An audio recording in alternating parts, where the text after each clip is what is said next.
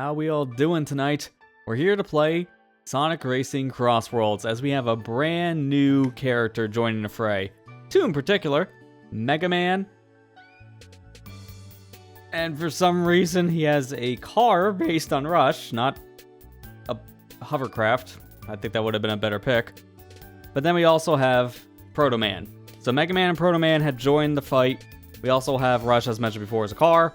So big deal here for Sonic Racing. Another brand new DLC character has dropped. We got a festival going on to celebrate the Mega Man DLC that released just today, or technically yesterday, on Wednesday it released. But the festival started about 7 minutes ago. So we're going to be playing some Sonic Racing CrossWorld tonight. Going to be playing that said festival and checking out the new content in the game. 2 new characters, a new vehicle, and we got a new stage. There's a lot to play here, so let's go ahead and jump into the game and get things started. I find it very goofy, though, that Rush is not off the board in particular. I've already seen mods of people converting the Rush car into a board. I think that makes more sense. Just flat out.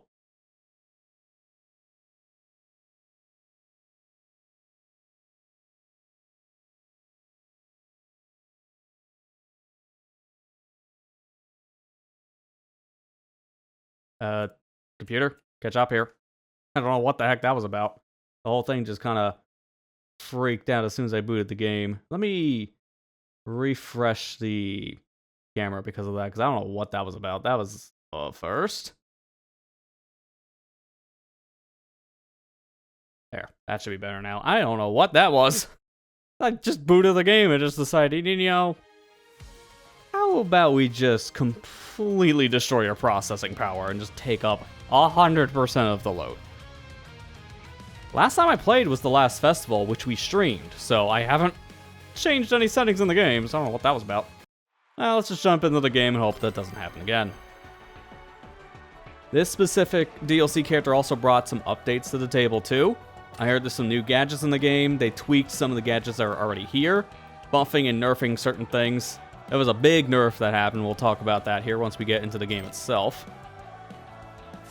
But first things first, here are 2 newcomers, Mega Man and Proto Man. There they are.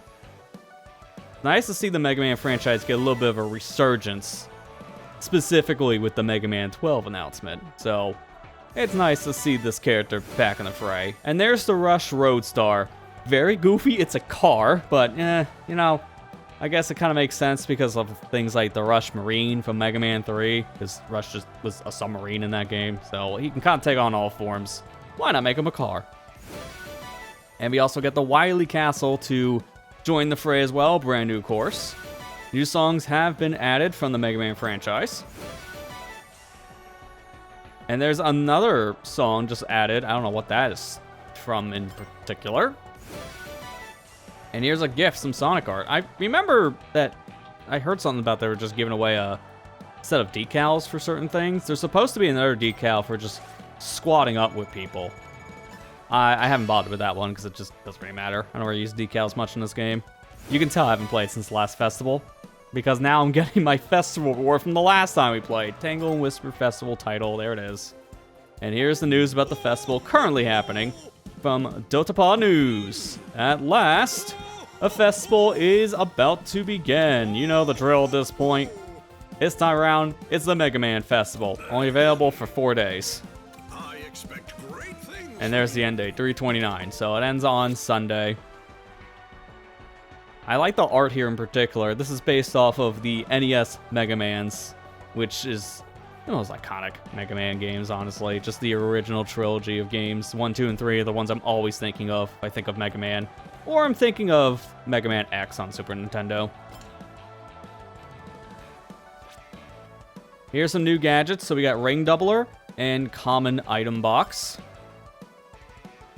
Now, in terms of some of the stuff they nerfed, they actually changed how Ultimate Charge works, where now, instead of having, I think it was about 3 seconds of invincibility when you charged up to level 4 boost, now you only have about 1 second.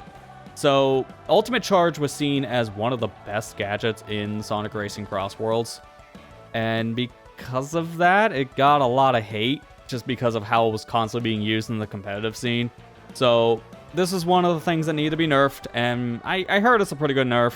It can still be used in top-level play, still one of the best gadgets in the game, but it's not as easy to spam anymore as it used to be for dodging items and such.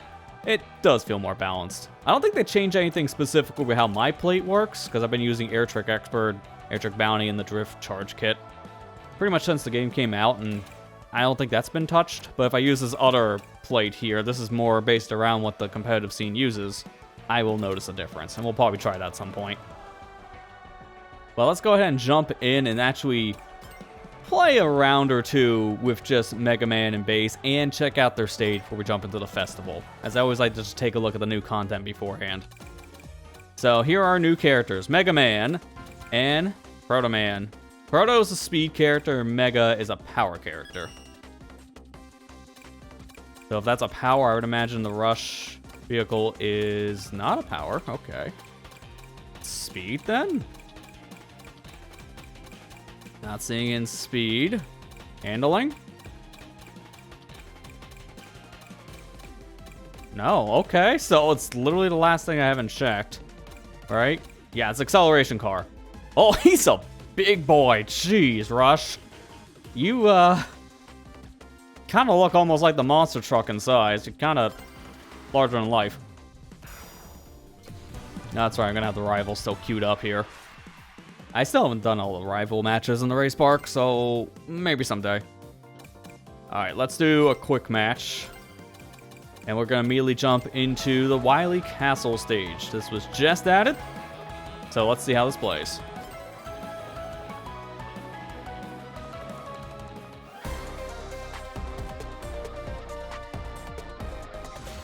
Now, as of right now, I'm still using my crosstalk mod that replaces all the icons for custom draw stuff. It does not support the newest set of characters that were added to the game, so I have to wait for update to have like Mega Man and Proto Man, for example, in the crosstalk man, this is hard to say. Crosstalk art.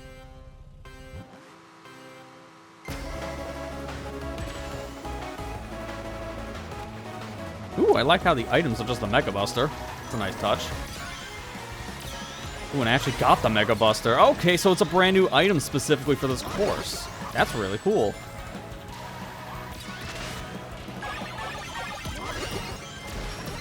So when Mega Man tricks, you can hear his little sound effects that we normally hear in the games. That's a nice touch. There's Yellow Devil. Avoid his shots.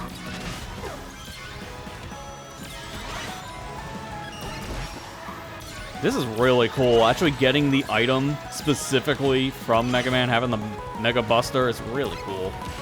Although, it's just a standard shot, though. I'm not doing a charge shot, from what I can tell. It seems to be acting like a green fist in particular.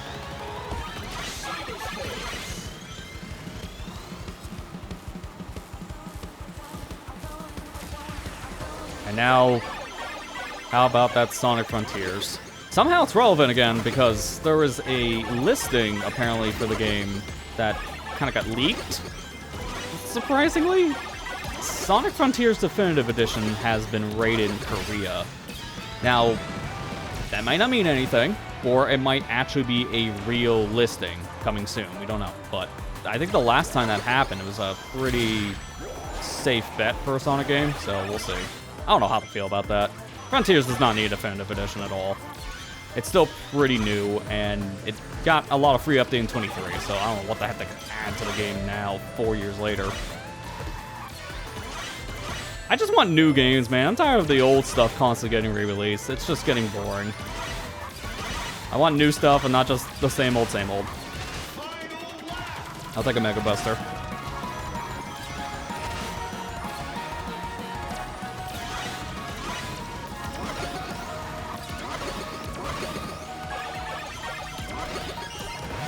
So I can use this to get rid of some of the roadblocks. Okay, well, now I got a problem. I don't want to get slowed down too much here. Oh, now it's a flying section for lap 3.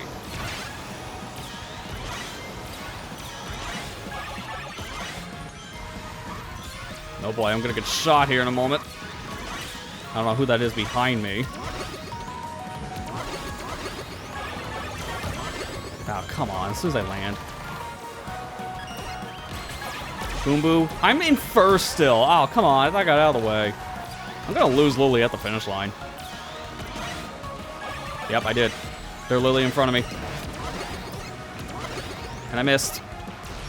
I hit him after he won. Well, that sucks. Yeah, this stage is really cool. I'm liking it. Hopefully we get to play a decent amount tonight, because it will be always in the rotation during the festival. But there's no guarantee we'll get to play it. Hey, Matt, how you doing? The remix here, I agree, is really good. Just in general, all the different themes they're combining in Mega Man, because I'm hearing the Wily stage from Mega Man 2, obviously just the standard.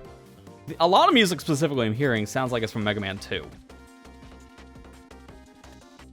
Yeah, like this theme in particular, picking the character is also Mega Man 2 themed.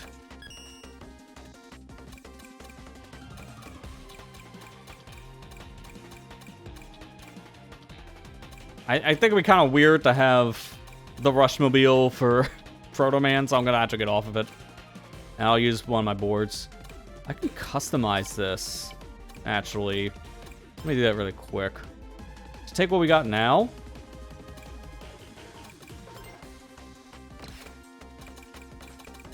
Wait, does Proto Man not have a color? Well, at least it's just Rush Roadsters. I'll just combine it with that. I use the blue star because it's kind of close to what they showed in the artwork here for Proto Man, as you can see here. Yeah, it is the blue star, actually. Alright, let me try the ultimate charge, as knowing this is now nerfed. I want to see how much it's changed.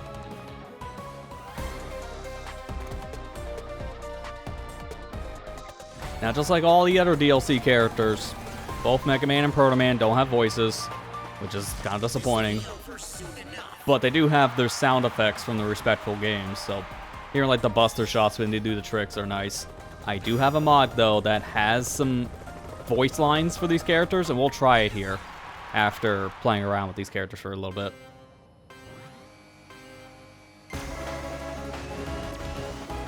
Yeah, this is why, honestly, the best DLC stage right now, in my opinion. Like, this is fantastic. They really went all out specifically from Mega Man.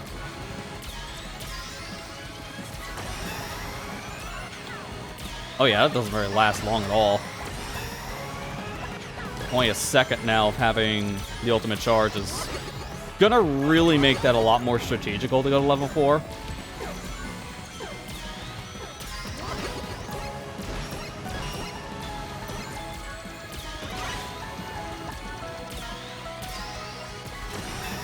It's still really useful to go level 4 though, because you can just go through attacks like that one I just walked into.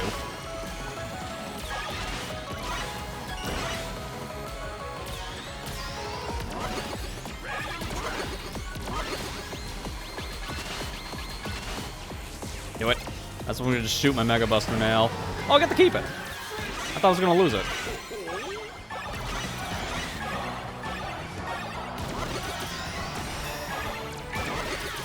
Now, see, when you have a frenzy like this, you can see the nerf in particular for ultimate charge, because you can charge a level 4 really fast in this frenzy, and because of that, you just always were in the invincibility state if you had the level 4 drift.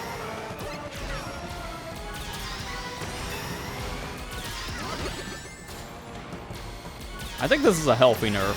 It definitely was a little overtuned. I mean, when I was playing the open beta, like, what was it, August, September last year, something like that, I remember using ultimate charge and always being in the invincibility state. And ever since, it's just been super busted. People knew it was going to be the meta, and sure enough, it became the most used gadget in the game at the high levels.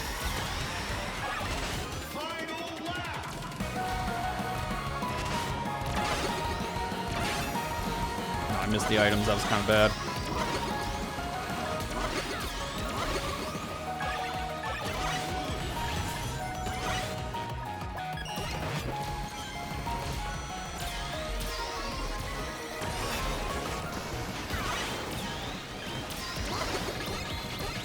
The only problem with the Mega Buster item here is trying to get rid of it. Because of it being 3 uses, it takes a little bit to get rid of it. So if you want to get a different item, it's not going to happen immediately.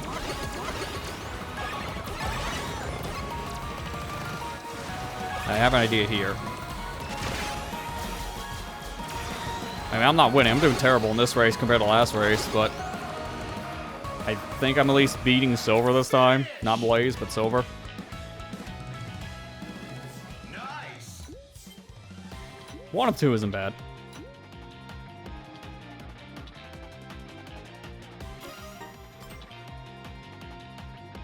Alright, let's try playing with the voice pack I have. So, there was a brand new mod that was just released for this game, I think a week or 2 ago, actually. It's called the Speak DLC.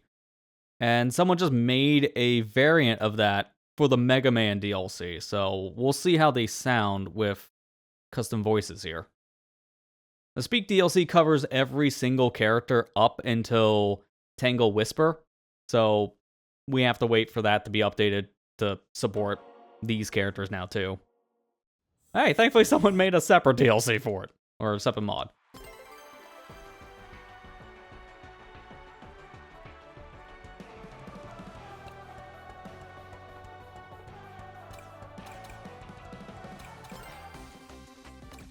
Ready.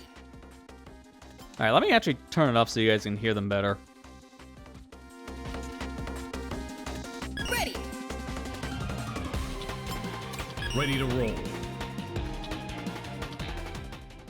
Okay, Mega Man sounds kind of like the version from Mega Man 8. Does kind of sound like a young kid, but what's with Proto Man being like the super like deep voice version? I don't know about that one.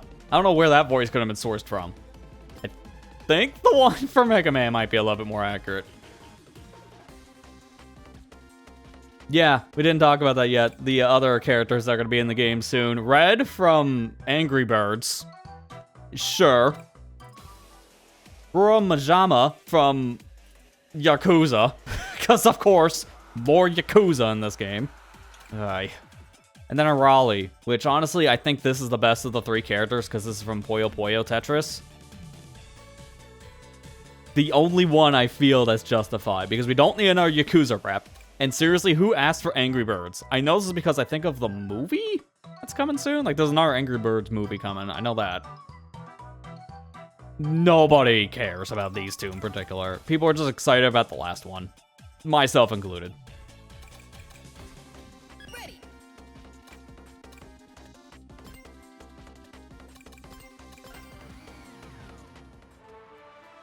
Yeah, that's why Angry Birds is gonna be in the game, because, yeah, Sega owning them in particular, owning the company that makes them, Rovio. But, let's be real, Angry Birds haven't been relevant in over a decade. So the fact that they're coming back now is just kind of whatever to me. I just don't care. They're just a there thing. I haven't played Angry Birds since 2012. I seen that Angry Birds movie. I thought it was okay at best. It was nothing special. So I have 0 interest in Angry Birds.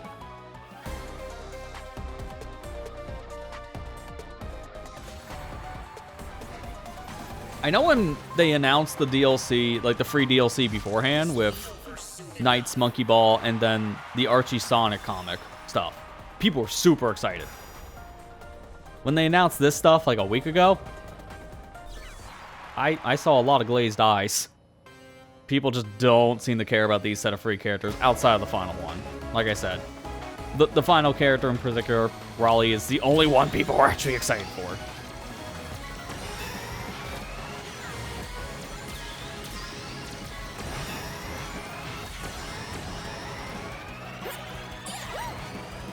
Okay, yeah, this is definitely the Mega Man 8 Mega Man voice. It's very squealy.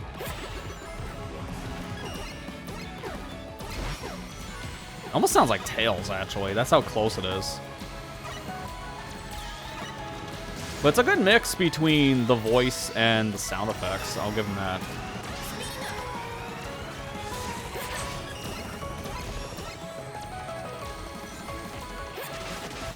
Alright, let me go back to the park. I don't want to play a whole race specifically with these guys because I'm going to jump into the actual festival here in a minute. I just want to hear the voices. Ready to roll.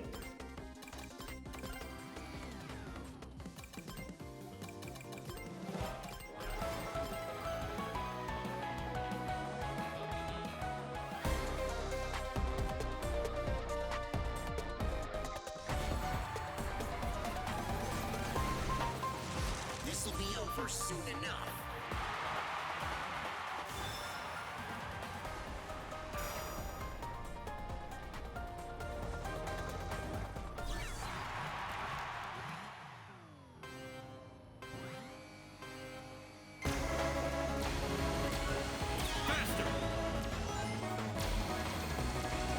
Yeah, I'm not sure if I recognize this voice. So I want to preference my Mega Man history. I've played a good chunk of the NES games, but I haven't really played anything past 4 in the classic series. And then you get the Mega Man 9, 10, 11, obviously I played those. So I haven't really played 5 through 8. So I don't know how Proto Man sounds in like other games, for example. And to be fair, the voice acting in Mega Man 8 is very infamous and not a good way. It's just a meme because of how horrendous the sound of like direction was back then.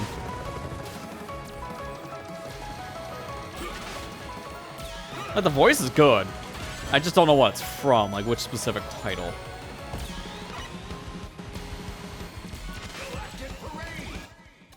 But yeah, let's go ahead and jump at the actual festival now. Got a good feel of it. It's a good voice pack. I will give them that. I want to hear some of the other ones, because with the Speak DLC, it replaced all of the characters past Werehog. I still need a separate pack specifically for the Werehog. So I just want to hear how everyone else sounds now with this. You're not even in the same league. Arr! The only thing I need is me. So these voices in particular, I never had in the game before. So the Sonic Prime characters actually sound like how they do from Prime. I think they might have sourced lines specifically from the show. I think it was a good call. Because these legitimately could have just had the Sonic, Tails, or the Tails, Knuckles, and Amy lines. But I think this way of handling it was better. Now, how about the other two? Let's go already. Ready. So Speak DLC is using the same sound pack I used before. How about going on from here with other characters I haven't used yet, like with Knights? Let the dream begin. I forgot for a minute that Knights technically does have a voice actor because of Journey of Dreams. Because nobody remembers Journey of Dreams. It flopped pretty bad, sadly. It's showtime! The battle is on! Let's go. Also forgot Monkey Ball got voice acting at 1.2 because I haven't kept up with these games since GameCube. Also, so far, a lot of the Speak DLC is using voices that I've already had in different mod packs, just combine them. Miku just doesn't need one because she has one herself, so I'm just gonna skip her. Now, how about these ones?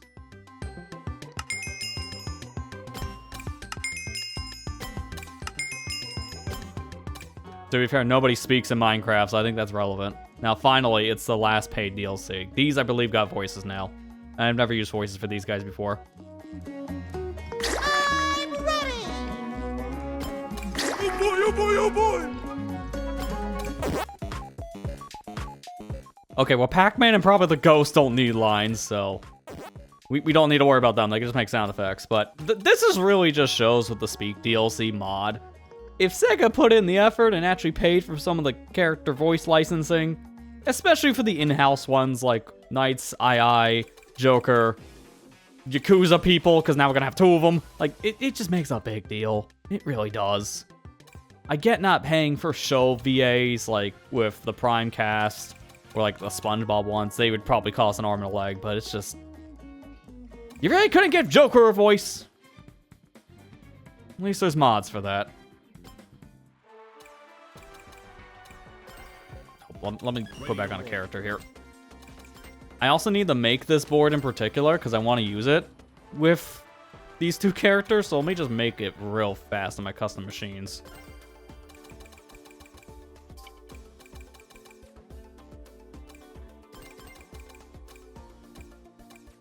This will be a downgrade on both fronts, but that's not that big of a deal. I'm just mainly looking for the aesthetic. Gotta give it a horn, though. What kind of horn do we give it? Once we get the Mega Man horn, I should use that.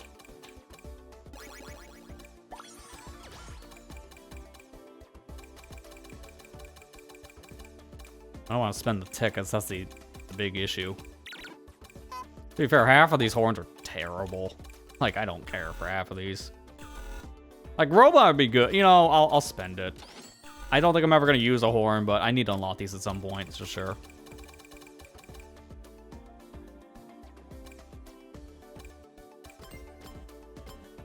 And there's my custom board. It glows, too.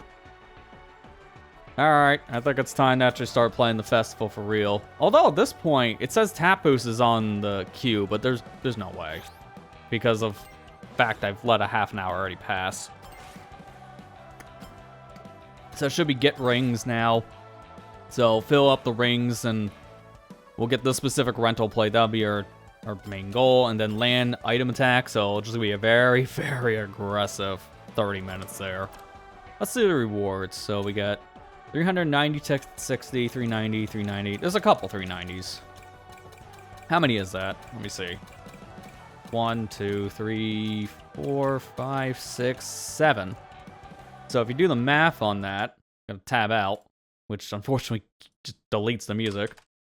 That's a total of 2,730 tickets. Not bad. That's a decent amount of tickets. Like, for the most part, all the decals are referencing the 8-bit art in particular, but then you got, you know, some art like this, which is some of the newer stuff, like being used for Mega Man 11, Mega Man 12, stuff like that. Oh, you even get the bosses specifically for Mega Man 2. There's a lot of Mega Man 2 love from this, which I'm not shocked because that's the most popular game in the franchise. At least from the classic series, because everyone always thinks, what game of Mega Man are you going to immediately think of? It's Mega Man 2. The most memorable set of bosses, levels, music, all that. So everyone always defaults to 2. Even the title's based on Mega Man 2 with Airman. I know a lot of people were kind of shocked that the title wasn't the Blue Bomber because it's just Mega Man's nickname. Or maybe even like Rock and Roll because his Japanese name is Rock. But they kind of just went a different direction.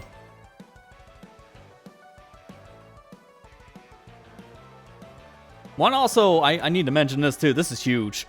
You can play World Match now during the festival. So once you get all of your rewards in the festival and you feel done, you don't want to grind that leaderboard anymore, you can go back into Worldwides. You're not stuck just playing the festival for the entire weekend now. Thank you, Sega. Thank you, Sonic Team. You listened. Now, if only a certain Splatoon franchise would do that next for its festive events. Splatfests. I just love to play some ranked games in that game at some point in its life. It's been 10 years. It'll never happen. Alright, so I'm just gonna jump in. If any mutuals want to join, let me know. I'll open up a room for people. For now, I'll just jump in solo.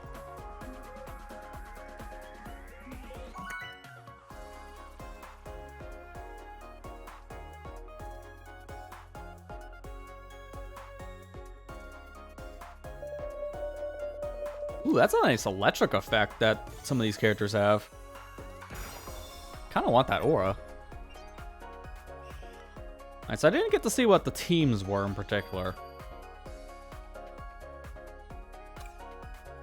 I'll see it once we jump in. So let's pick Wily Castles. I want to play that. And what's the gadget in particular here? I am Attack Bounty, Dash Panel, Mini Bounty, Ring Mercy, Item Buster Kit. Okay. Mainly focused around collecting rings and rewarding you for getting them. Why must I fight you? Oh yeah, that's right. These things. Hey. The speech bubbles have voice lines too. I keep on forgetting that with the Speak DLC stuff.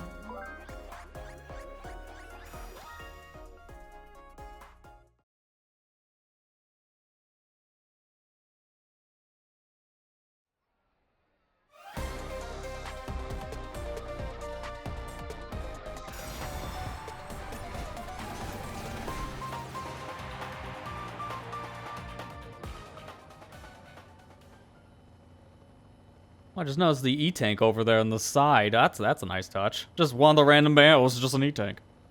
Can I get it for the extra health?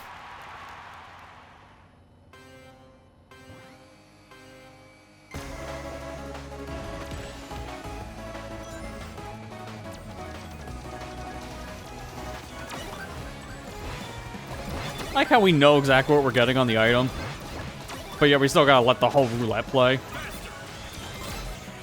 Okay, well I can see what this stage is gonna be online. It's just gonna be Spam City. I'm using these things strategically because I don't need to shoot up my opponents on frame 1.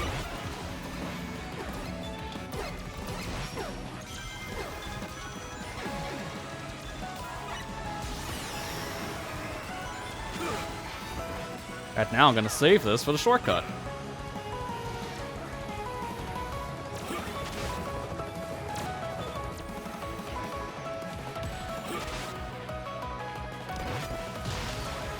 Oh, that enemy spazzing out. I think they're lagging.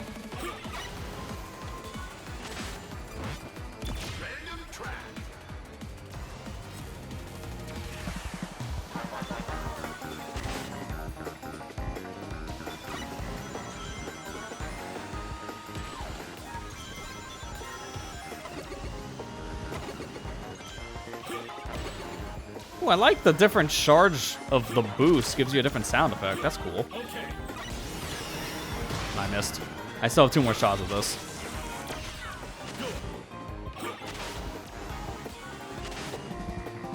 Let me use one now because I want an item.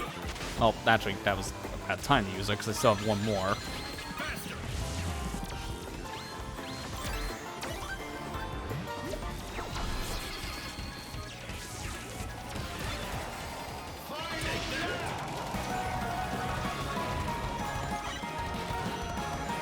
I got double mega. What? I thought I grabbed 1.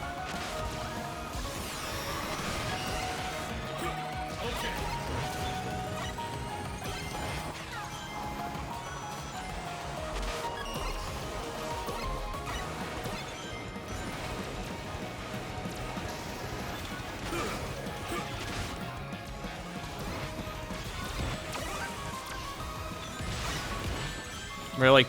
I guess I should have used my shield, but I didn't expect to get hit that fast. I got the double, perfect. Take shortcut.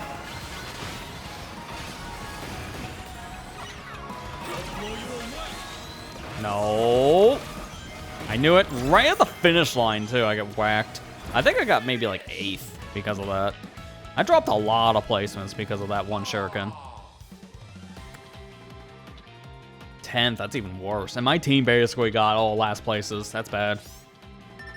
Alright, so it's Mega Man, Proto Man, and Airman? Why is it Team Airman? They could have done Team Wily. That makes more sense. Airman's a random poll, man. I mean, for some reason, this festival's theme for the Robot Masters is very lenient towards Airman. Probably because of the meme that Airman has in particular. Like, everyone remembers him because of a specific song. The stage is pretty difficult. But I seriously, I think it's a missed opportunity that the 3 teams is not Mega Man, Proto Man, and Wily. Wily being the antagonist makes a big difference. It'd be that or Dr. Light. Or even Mega Man's sister, Roll. Like, that wouldn't be another good pick. Like, why Airman? Why is that the last team member?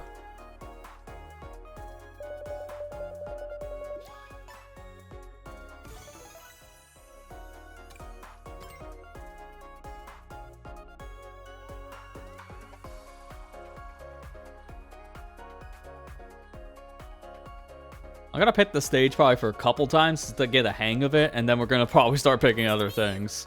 Because I don't want to play the stage all night only, but we'll at least experiment a bit. That's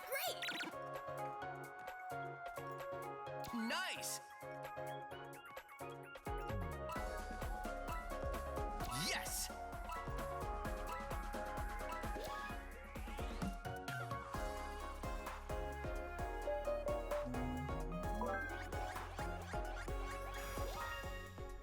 Yeah, as you imagine, everyone's gonna pick it. That's another reason why we'll play it for a bit, and then I'm gonna start picking other stages so we get a hang of it, and then actually get variety.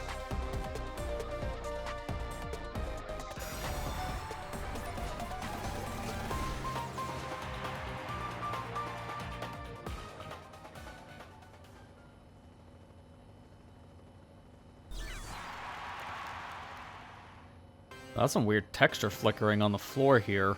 Those grates, I guess, are weirdly layered. I have no idea why it's flickering that bad. So now I see how you can get 2 of these busters immediately. It's actually pretty easy to do that. Just driving the 2 boxes at once with a drift.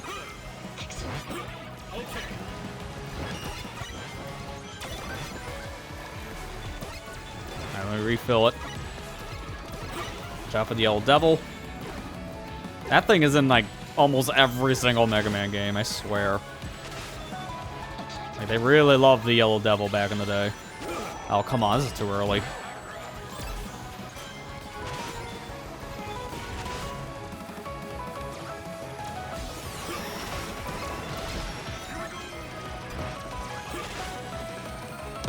Just enough time. That's a really big shortcut. Like, if you don't take that path in particular, you're losing a lot of time.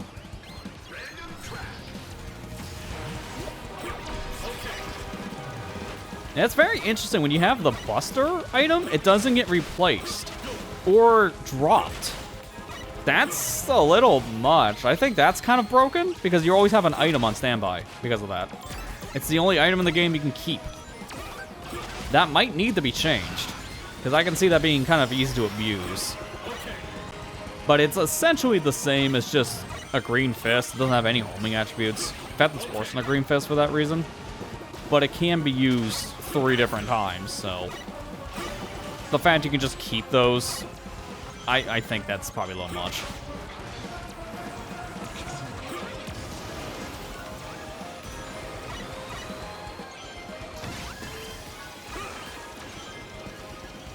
Let's roll.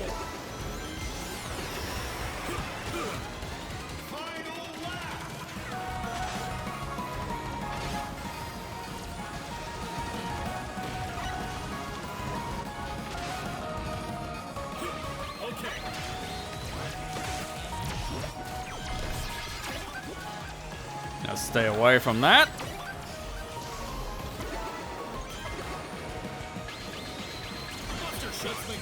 Well, at least I hit someone. And I got hit anyways with a weight, so it wouldn't have mattered. I might also miss the busters.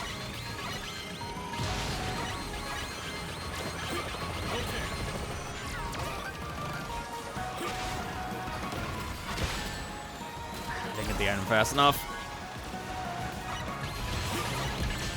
And of course, at the finish line is a monster truck. And of all the things to tweak, that monster truck is just never getting touched. Nice Five Guys burger, big. I didn't know that's one of the brand decals in this game. How am I not surprised? Yeah, I'm not sure about this one, Chief. We got 3rd place, but it's going to come down to the amount of rings collected. Otherwise, Mega Man wins. Yeah, they got more by 100-ish. Almost 200, actually, because that was a lot more rings.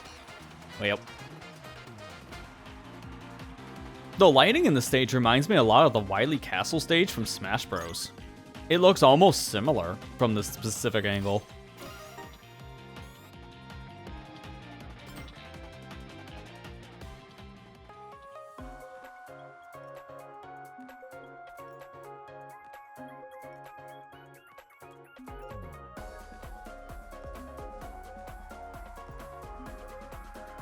Yeah, this week has been a pretty good week for Mega Man fans because we have this DLC, obviously, that just came out. And then also, that Mega Man Starforge collection, I think, just came out too. So, pretty packed week for Mega Man. Wouldn't be surprised they asked Nintendo to use assets from Smash for the stage. Probably.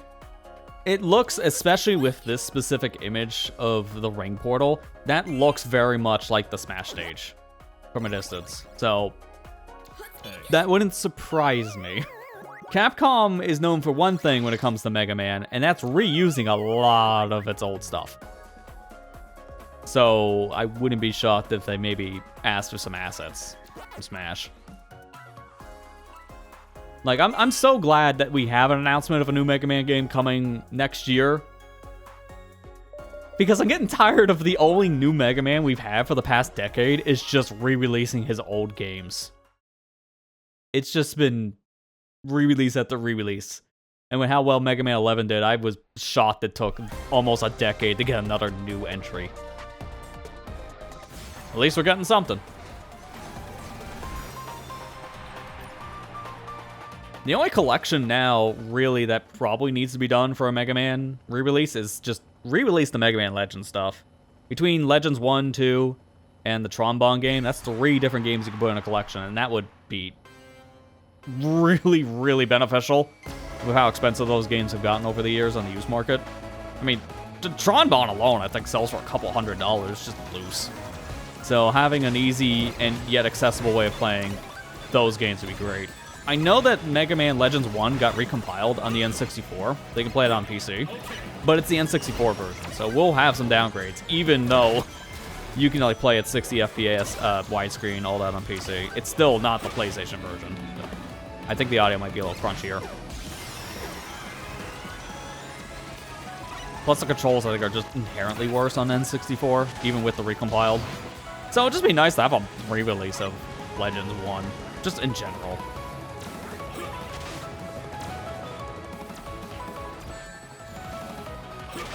And then they can probably do one more collection that's just the miscellaneous stuff, which would just be combining all the random games, like Mega Man Soccer, for example.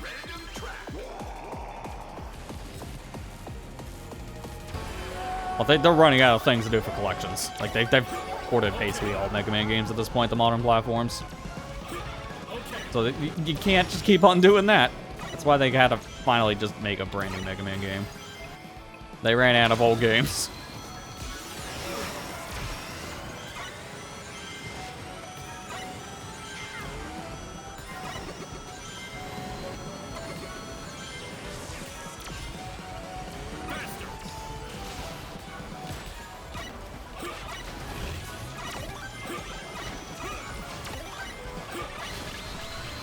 I'm gonna get hit, so I'll just release.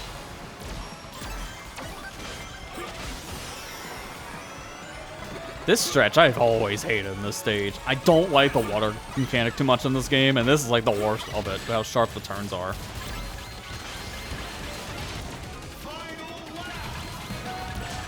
Dude, I boosted into that. I didn't even see the monster truck till it was too late.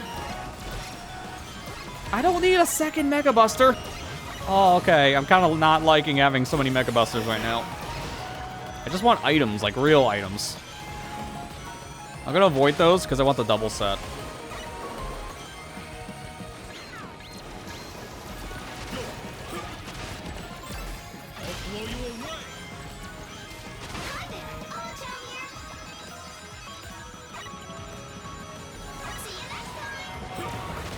Dude!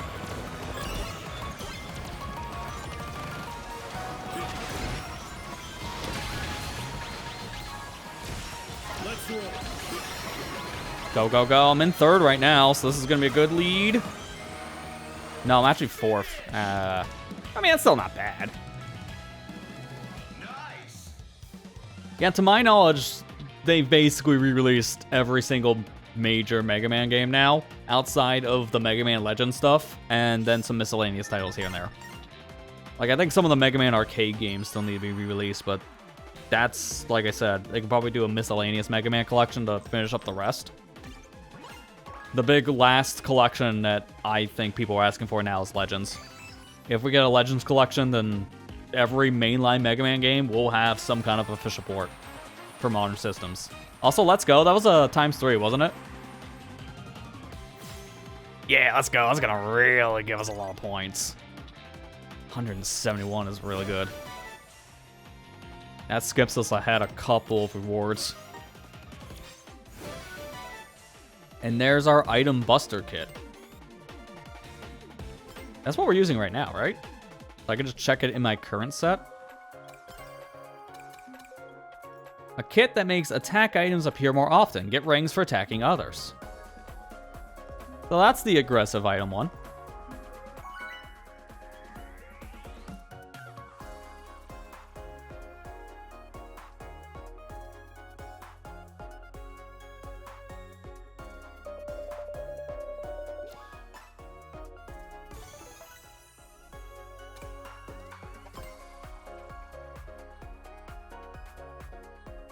Hey, It's funny, the only thing I'm not really caring about so far in this Wily stage is actually getting the stupid Mega Buster all the time. It's good for one item.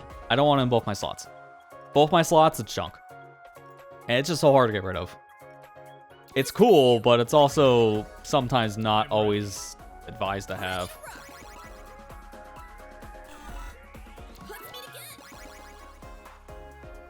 I really hope that was worth 500 tickets. So I had to use it once.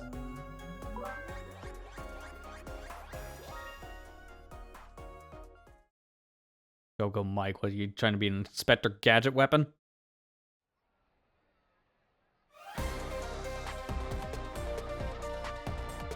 We got a high-level player in here, because I know that platinum tag on one of these racers. That's probably from the Legends League.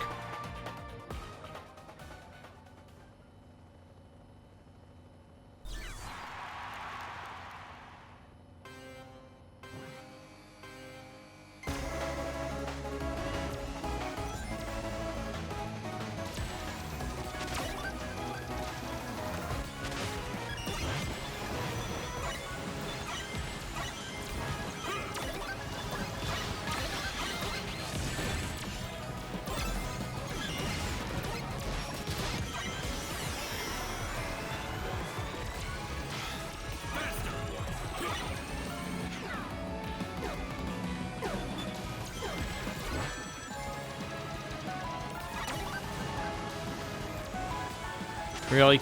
Those rings respawned after I went by them, man. That sucks. I'm just gonna keep on the same guy.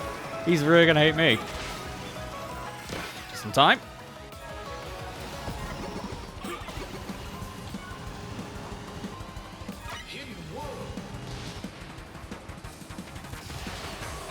This is a good area for rings, so figure we'd go here. Said that, and then someone stole my 5-pack, so I'm a little upset.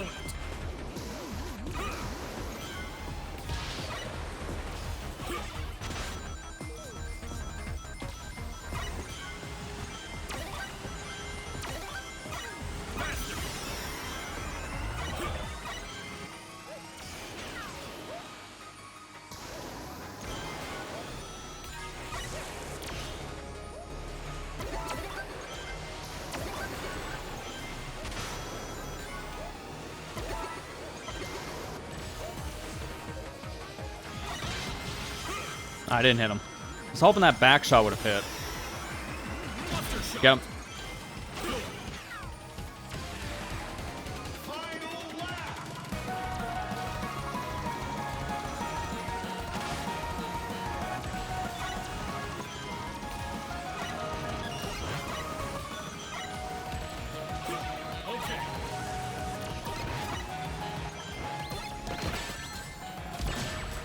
Wow, I hate this so much.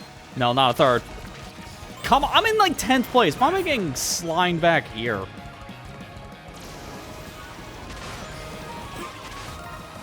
Okay, at least I got some good stuff.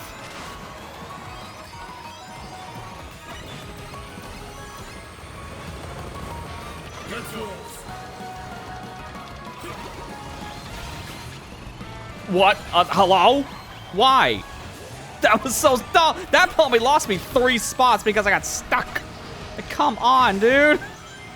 That is so infuriating. I don't even know how that happened. I got in the middle of the 2 different lanes and it just didn't actually want me off the wall for some reason. That wall was like a magnet. I got screwed from a glitch. We need the rings to win now.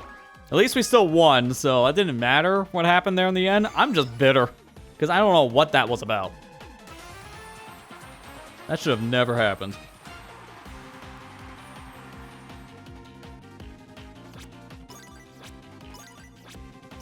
Yeah, so yeah, I had the lead keep, and then all of a sudden I got stuck on a wall to go to 11th. I could have actually been first place if it wasn't for that. Dr. Light Numbers. I mean, that's a fitting title because Proto Man, being the prototype, was supposed to be Robot Zero, and then Mega Man was the sequel to Proto Man. So it should be like number 1. I can't remember his like official numbers because the Robot Masters all have numbers, and in Mega Man 2, all those robots I believe were from light, and they were like brainwashed. Was it? No, it was only one that did that, I believe. I can't remember specific, because who pays attention to plot in the classic Megas? Like, there's barely, you have to read the manual for that stuff. I never remember half the stuff from the original games on plot. Mega Man 4 was the first game that really did a lot of plot dumping, because in the intro, when you turn the game on, it actually explains what happens. You didn't need to read the manual to know specific stuff.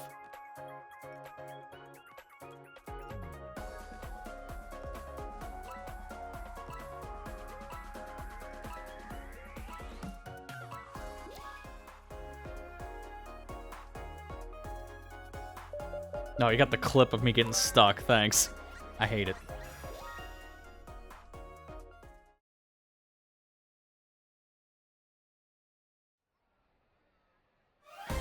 Because I don't know what that is. Now I know anytime I get near that wall, go hard left or hard right.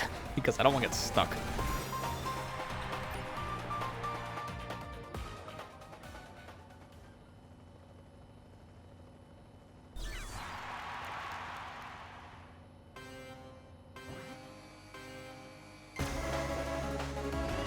Damn, I hate that it happened. Well, the clip's appreciated, though. I hate the clip in terms of principle of it happened, but I appreciate the clip being made.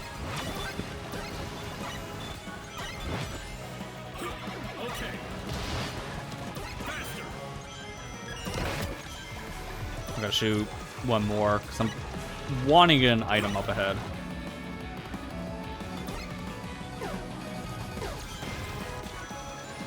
After this, we're gonna get a new festival event. Oh, crap.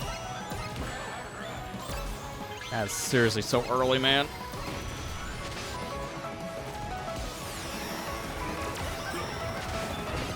I'm gonna release the bomb now. That's probably gonna hit the wall. Yeah.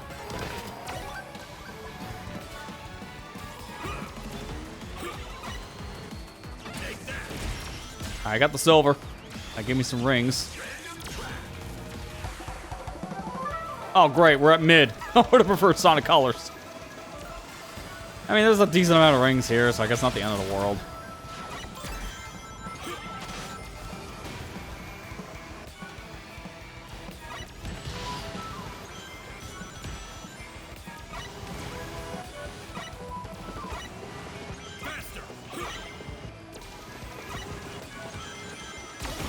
What? I don't even know what hit me. I couldn't see it. It was like a blanket on the... It's gone. I'm gonna use this here, because not many shortcuts to take on the Wily stage outside of the final stretch. I thought I got two for a second. I'm glad it only counts one, because I don't want that many Mega Busters.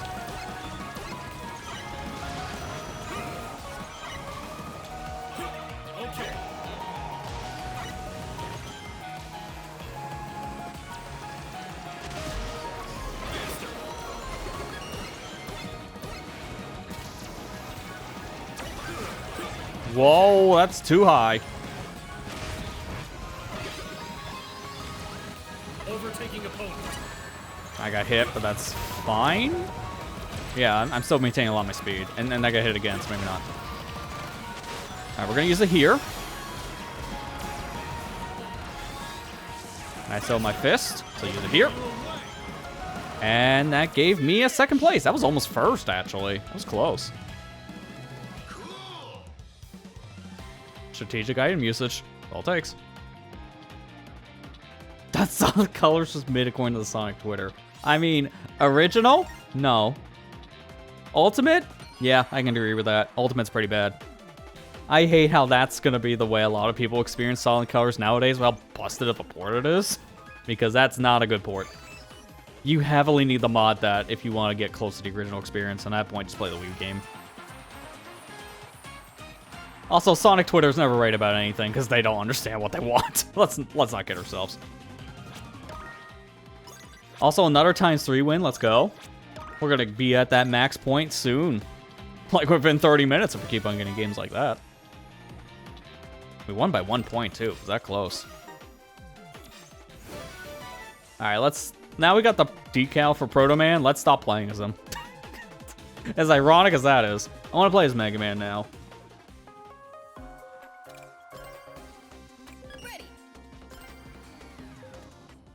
I'm not using the rush car. It just looks stupid. I'm good.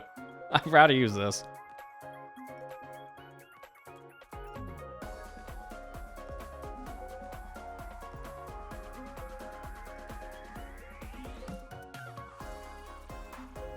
Out of curiosity for your sake, Matt, you still Mario Karting it up? Because I believe I've been seeing you on my Switch a lot. I think you're doing open world stuff. You're welcome to join into this if you wanted. Because it seems like Zavik needs help. Zavik has no friends. Wow. That's pretty accurate to how the end of Sonic Lost World kind of goes.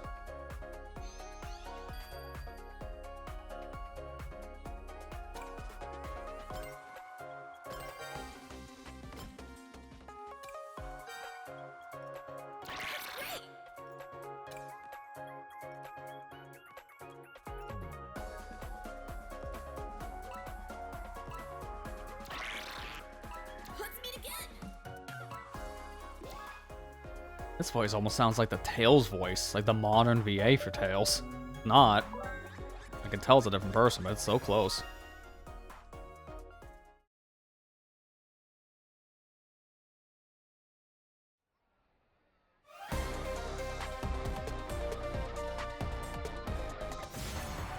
Times 6. Ooh. Now it's gonna be kind of hard to get that because now we're going to the most aggressive festival type here. Gonna be items galore. But if we get this, that's gonna be a lot of points. I really want it.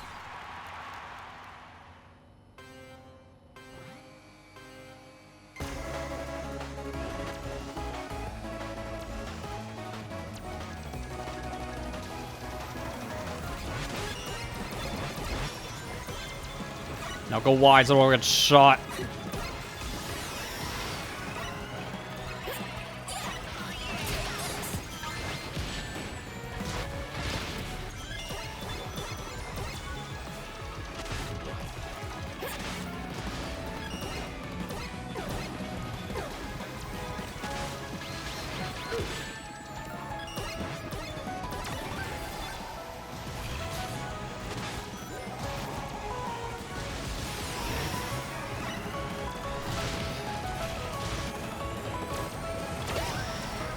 I think one of those monster trucks just ate my item.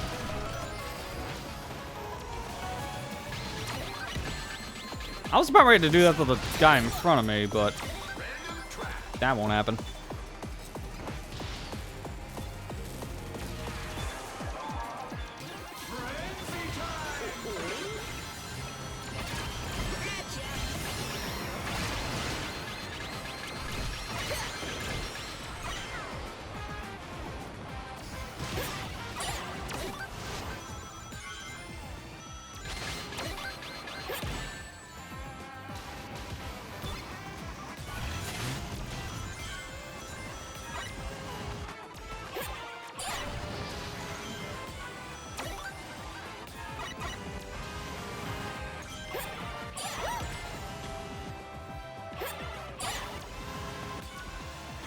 Wish there was an item set here during the CrossWorld portion, because I would love items right now. I don't know why there's not an item set there on lap 2.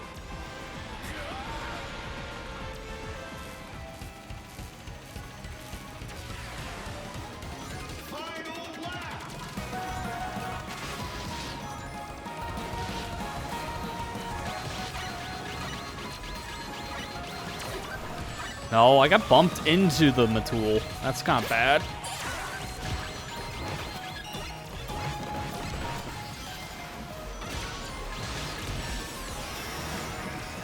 It's gonna be mad if I got the shield now.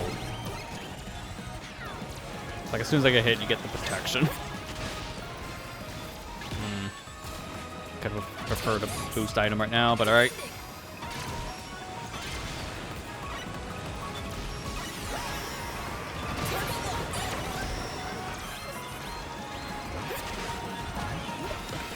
Nice. Get wrecked. And we'll use this here. I don't know why that went right. I had nobody in my line of sight. That shouldn't have homed in. I was in front of the block specifically to avoid that, and it did not work. So I'll have to remember that in the future. Red Fist is terrible to use to break that final block, because it just ignores the straight ahead path. Well, that's kind of bad, because that could have gave me second place, but instead I got fourth, which is a GG's to Mega Man, as it's impossible to get close. That sucks. The fact that they got literally first and second guaranteed their win. That is rough, man.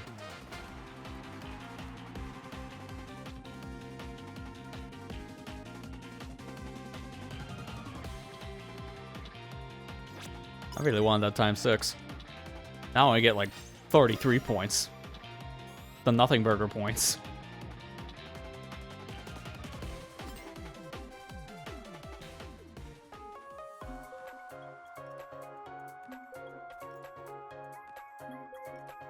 Just to think, if we got that, we'd be halfway done at this point in an hour, which would be insane. We're closing the halfway mark already on the specific amount of points, and we've been playing the festival for a little over half an hour, technically. Like, screwed around a lot in the beginning.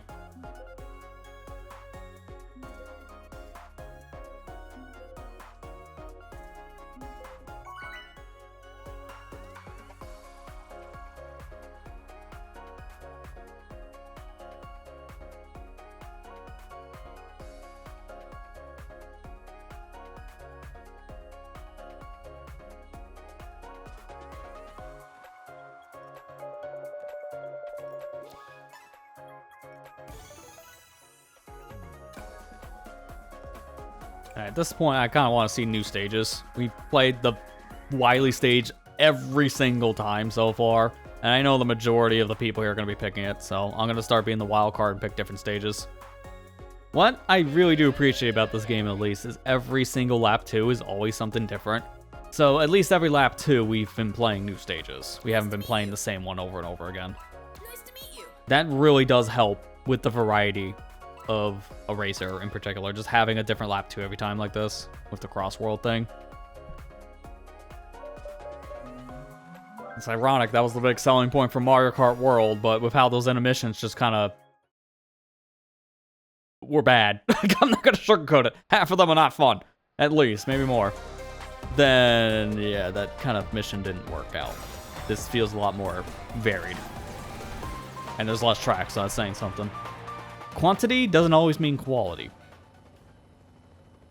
Also, is that the Scott Falco in this lobby? Man himself. The animated YouTuber man. I recognize the name.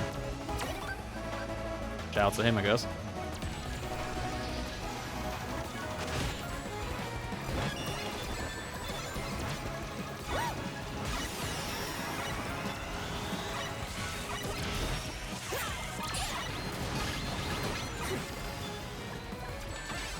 Release that backwards.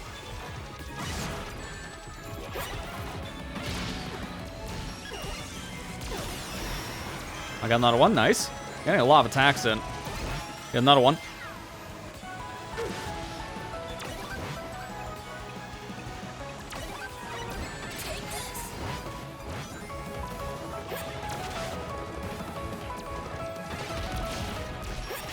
Wow, I actually got someone with that, nice.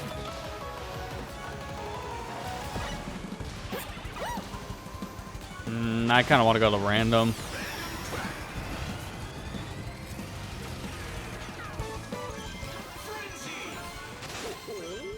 It's not that much better than the color stage, to be fair.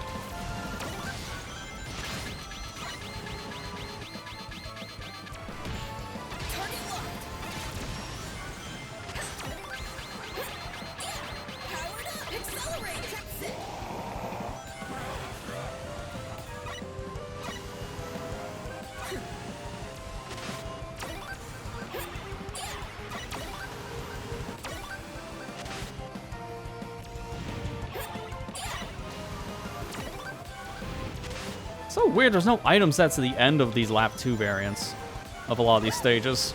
I would really prefer a set of items right now.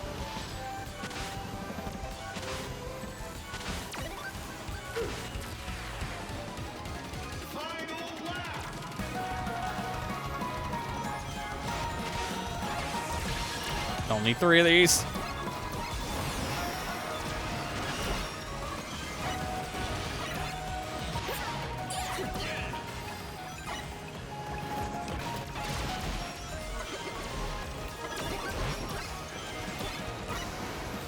Dude, I need to get rid of these.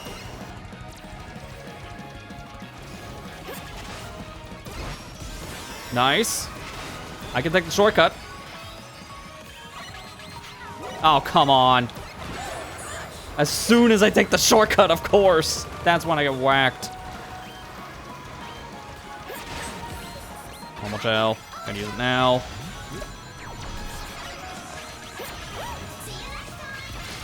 I'm just gonna throw.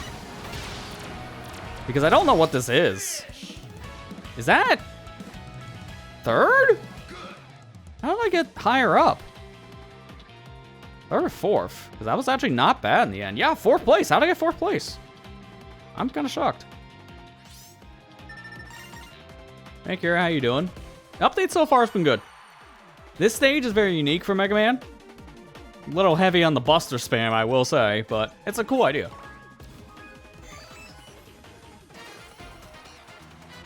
I think so far, it's probably the best DLC we've gotten for Sonic Racing CrossWorlds. There's still 2 more paid DLC characters to go, with TMT characters and the Avatar characters, so there's gonna be some pretty big shoes to fill. And the Rush car looks weird. I'll just say that.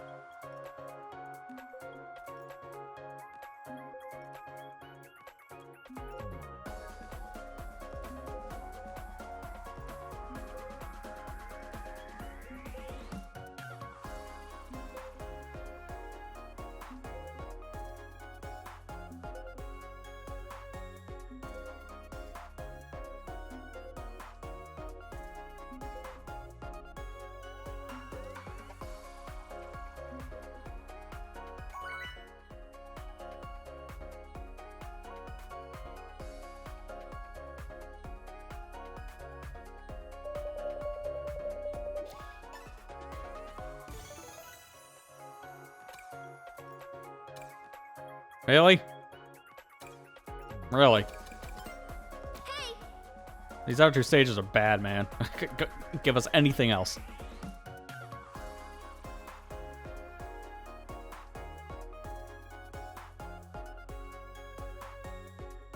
Hello.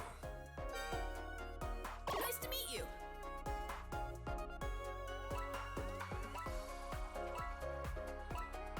I'm ready.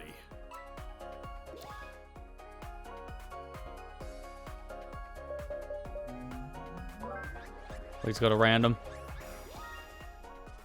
Eh. I mean, it's not a bad stage. I'm just getting tired of it. It's been every pick so far tonight. Which is always the case when DLC comes out. I remember this happened all the time, Mario Kart 8 Deluxe, when there were DLC stages coming out for that game. Same problem. Both, well, OG 8 and 8 Deluxe, to be fair. They both had the same problem with their online worldwides.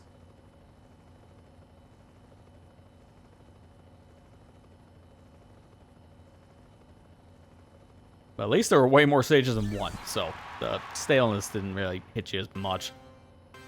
Except for whatever reason, Excite Bike. People just would always pick Excite Bike in Mario Kart 8. OG 8. It calmed down a bit going to Deluxe, but still was a very picked stage for some reason. I don't know why. The stage is not that good.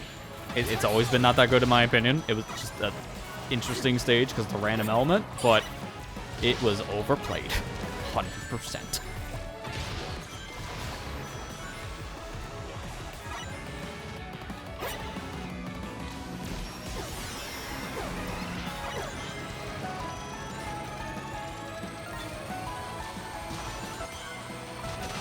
That does also work the same way here, Kira. You can pick the DLC even if you don't own it. So, no matter if you own the DLC or not, you can still play the stage, and that's what's happening with the festival. The festival is a sneak peek. If you didn't buy the DLC, then this is how you play for free. But once it's out of the rotation, then you need to join a lobby with a friend that has the DLC. So, that's always the case in every one of the festivals. People will constantly pick the DLC stage because of that alone. That happened in Mario Kart, like I said before, for the same reasons, but because there were way more stages, you never really had that problem like this game has with the fatigue.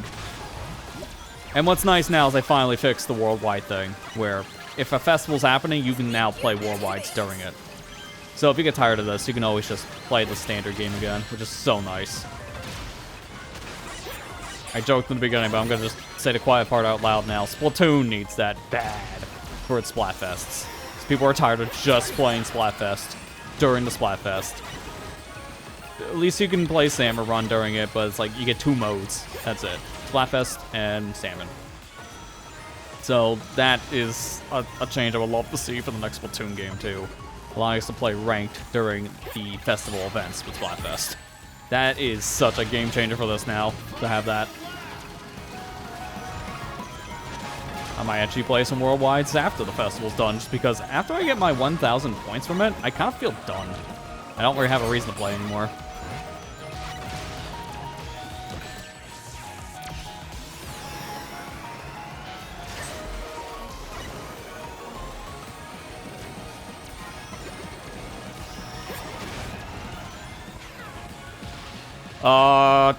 Alright, what did I hit?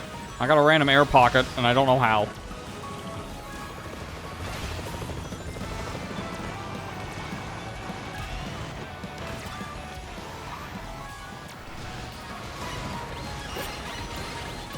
Dude. Yeah, I think I'm getting, like, maybe 9th. It looks like a 9th place. Ah, that was pretty bad. I didn't have rings for a majority of that race, so I wasn't really getting any speed. Yeah, her whole team sucked outside of the first place victory. We got 9th through 11th. GG's on that one. It's impossible to win. Proto Man got an instant victory. If it didn't get screwed like that, we might have been in the running, but even then, Proto Man swept it.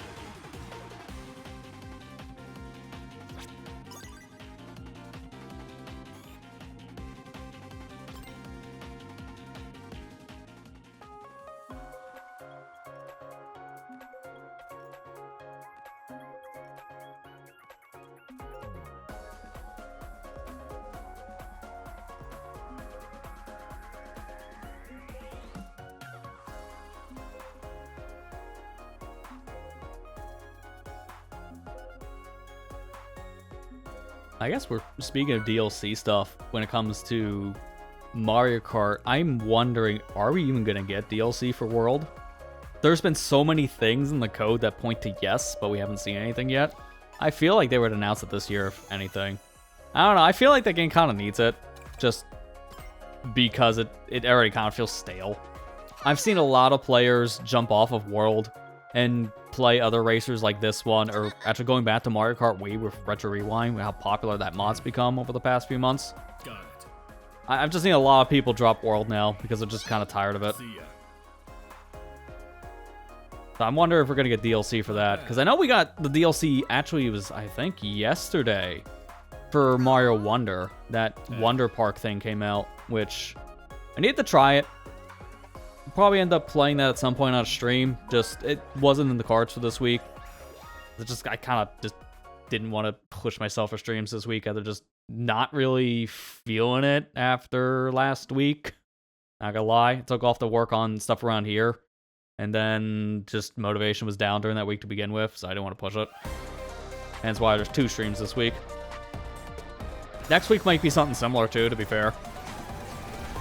I'm also wanting to get some video stuff done. So we'll probably end up looking at the Mario Wonder stuff sometime in April.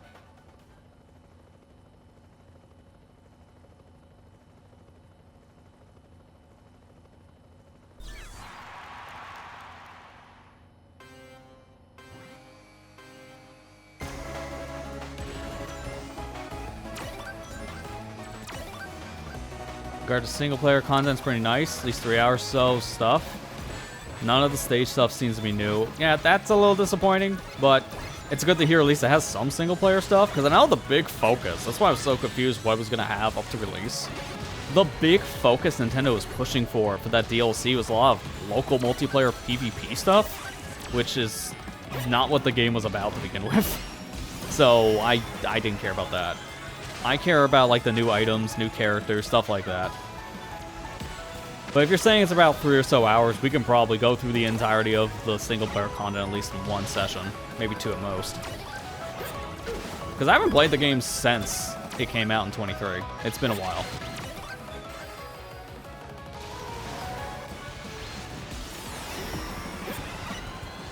I'm going over here. Ah, crap. Well, at least we got my pick.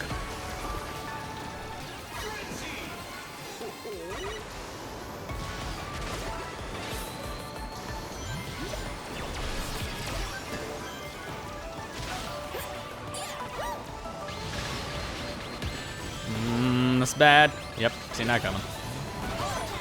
I'm gonna use the Omo Child now, I guess. I have no item. And I have no speed. And I got no rings. Oh, I almost had no rings again.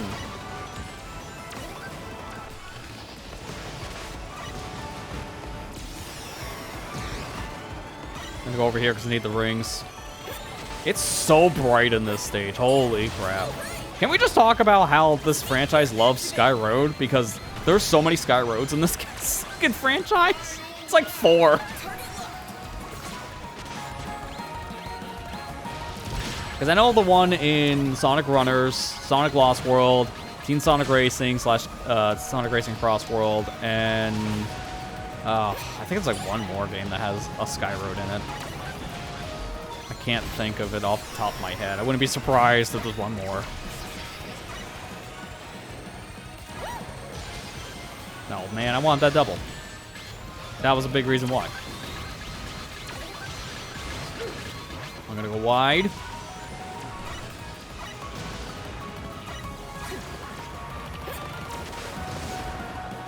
Thankfully, Wily there is not as bad compared to the first lap. Like, I feel like he's harder to dodge on first lap.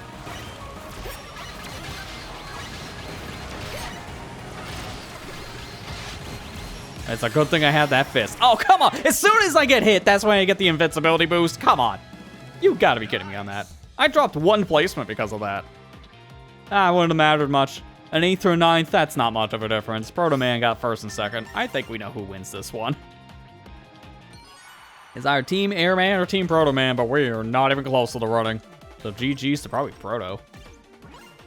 By 2 hits.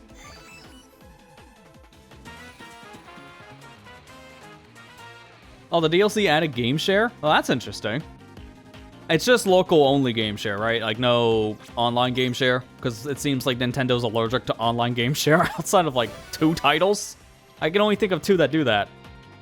Kirby Air Riders is one, and then Clubhouse 51 is the other. Every other game is local only, for some reason. Oh, is it both? Okay. I might actually be able to play some of the local only Wonder stuff then, if it's both ways. That's cool. I'll have to look into that.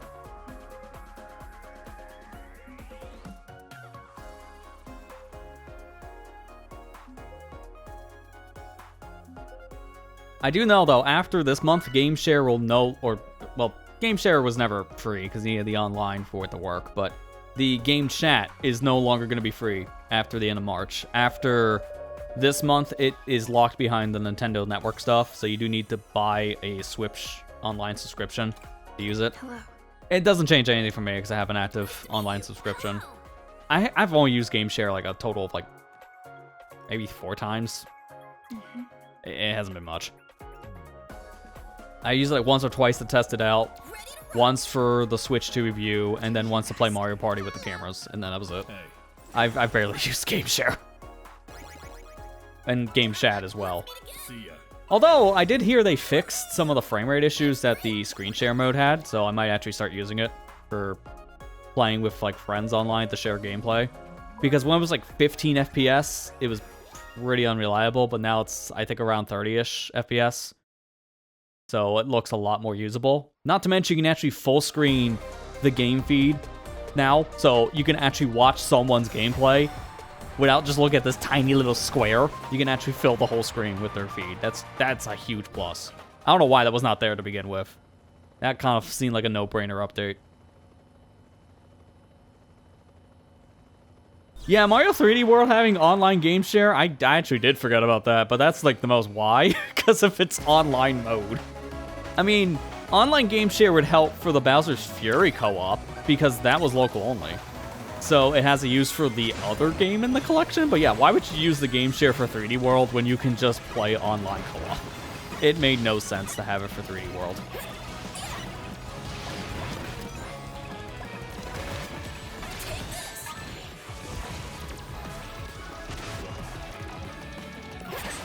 I think more games need that online game share in particular. Because so many games have it for a local only, but it'd be nice to do it for online games too. Like when the Donkey Kong Returns update happened in the beginning of the year and they said game share was added, I was so hopeful they would have had that also as an online thing, and then I heard local only. It's like, and my excitement for that specific mode went in the toilet because I'm never using local game share. Ever. Like, I don't have any people locally to play Switch games with. All my gaming with friends is always done online, so I need an online game share function. And that game would have been so good online, but sadly we just didn't get it. I guess if I want to play it online, gotta do it via like an emulator, which is kind of a pain.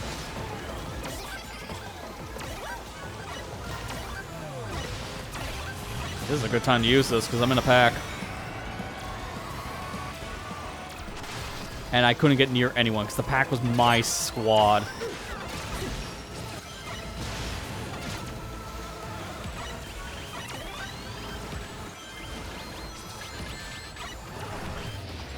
Ironically, getting hit there actually helped. And that time it did not, so I'm not going to say that again.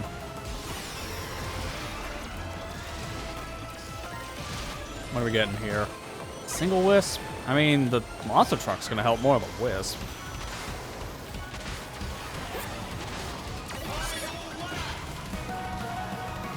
I need rings now, though. Monster. Yep. I didn't want to use this yet. I want to hold it.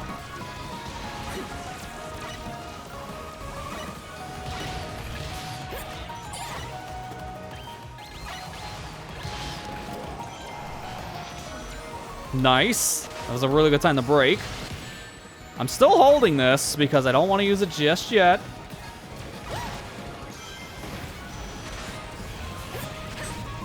Soon. Here. I would've got hit. It's a good call.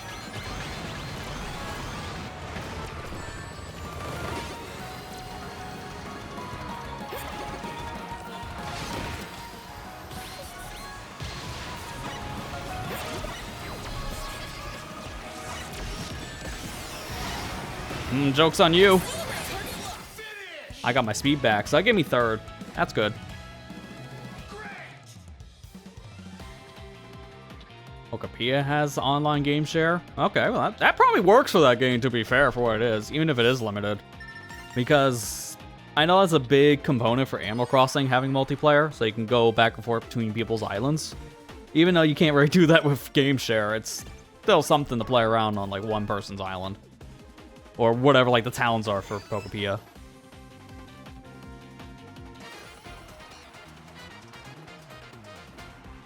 But yeah, like, more games need the online, because it's kind of like a 50-50 if it has it.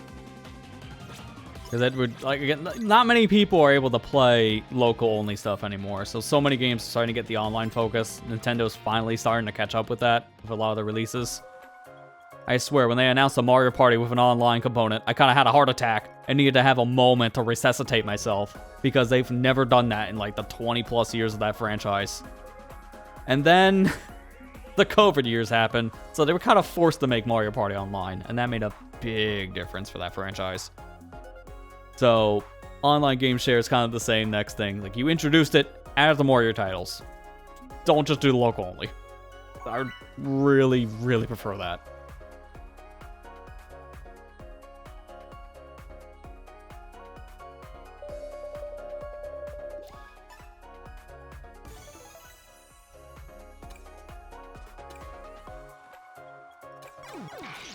I'll go rainbow. That'd be different. Hello, everyone.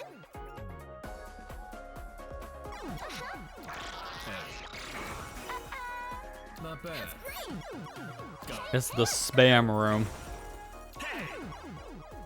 I'm ready. It'll be over soon. I'm ready. Actually, you know what? I can save us the trouble. Ah, peace and quiet. Just tab out of the game. I mean, I don't mind that if it's a hello here and there, but when people literally spam it, yeah, I'm good. I'll just mute the game, thank you. And on PC, that all it takes is a simple click of the Windows key. And just immediately tab out.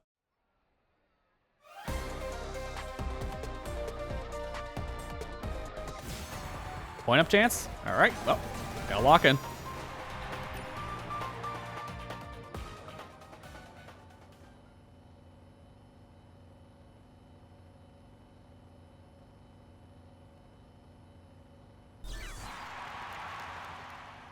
Almost felt like half the lobby wasn't here because I don't think I've started up in 3rd place before.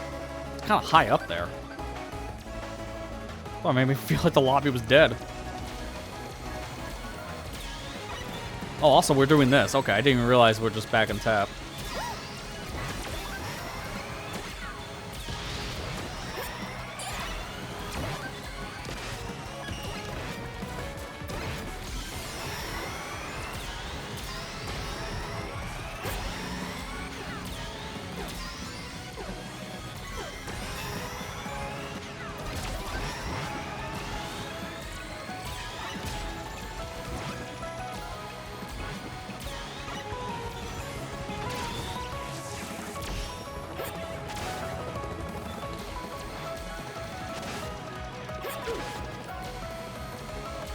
I don't know how long those blocks actually take to respawn. I might look into the local mode and see how long that actually takes.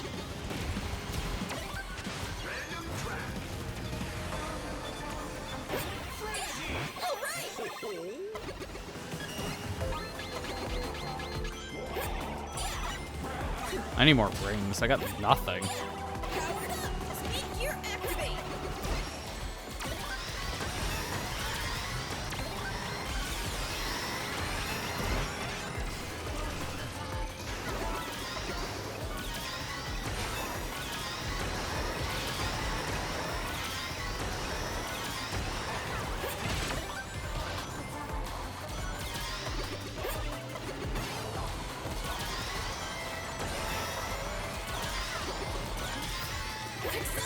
Oh, I didn't mean to hit the truck. That really screwed up my momentum.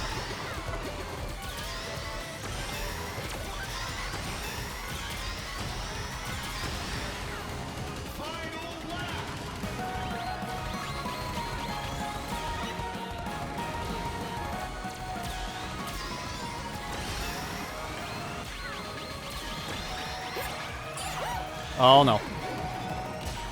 Oh, that's an awful respawn point. Why am I way back here?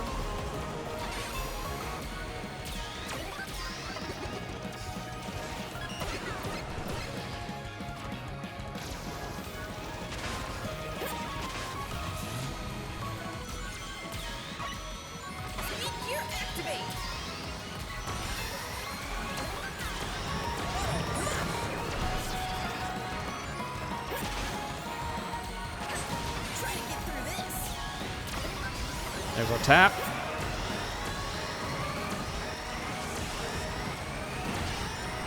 I think I still got a low place, though. That's like maybe a 5th or 6th.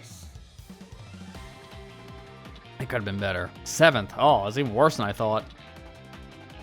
To be fair, now I know I'm on the tap again. I'm going to change my plate because I still have it on the ultimate boost plate, which I'm not the best at controlling, so I should probably swap it off. Alright, good. We win. That was a very close tap race, though. I mean, 2 teams were tied, and then it was a 2-point lead. Very close. A good thing we won that, though, because I kind of forgot that's a 3 times point, and I kind of wanted to win that for that reason. Right, let's change the gadget out. I prefer my air trick plate. That just helps a lot with rings, because having more rings give you more speed in this game, and it actually makes a difference.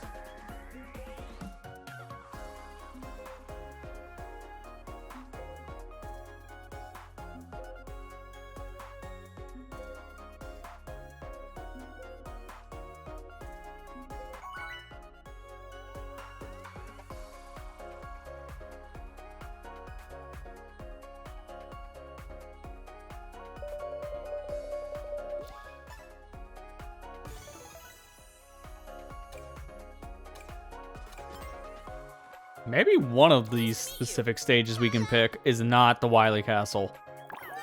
Maybe. Everyone's picking it. So it's a very low odd to go to Water Palace.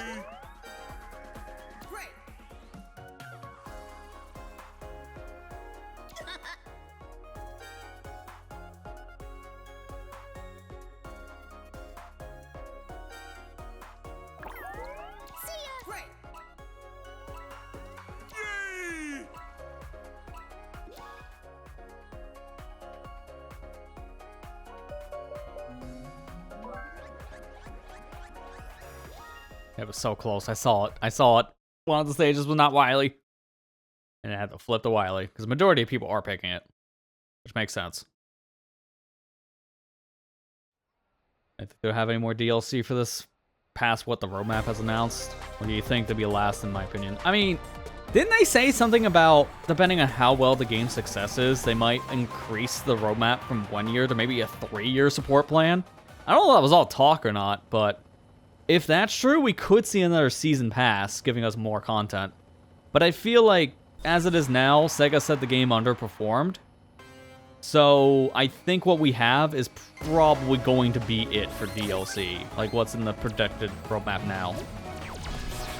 I feel like Sega probably doesn't want to put any more money into this game, knowing how technically it didn't perform as well as they hoped. Even though I still think Sonic Racing CrossWorlds is still really good.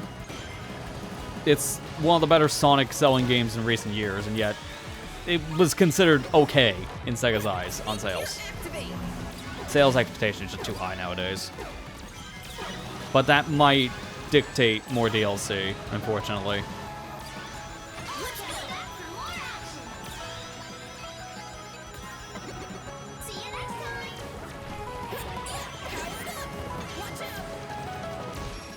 Nice. Didn't think I was gonna hit. Another one? Well, that sucked, because I was trying to make the shortcut.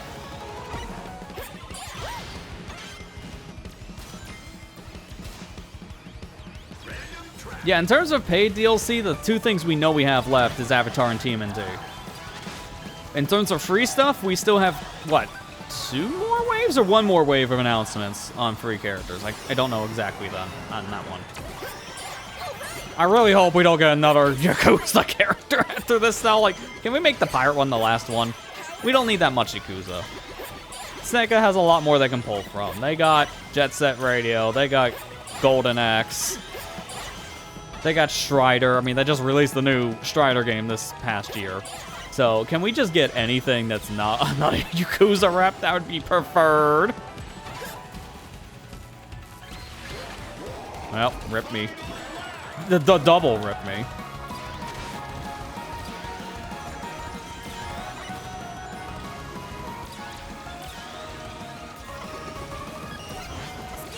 I don't know who else in terms of a paid character I would think to add to this game, honestly, because a lot of the things that have been announced for paid characters, I have not expected. There have been a lot of very interesting pulls. Like, Mega Man makes sense because of the partnership that Sega's had with Capcom over the years, especially with the Archie stuff. SpongeBob makes sense because of the partnerships with Paramount, but again, I'm not 100% sure about some of the other characters we could see.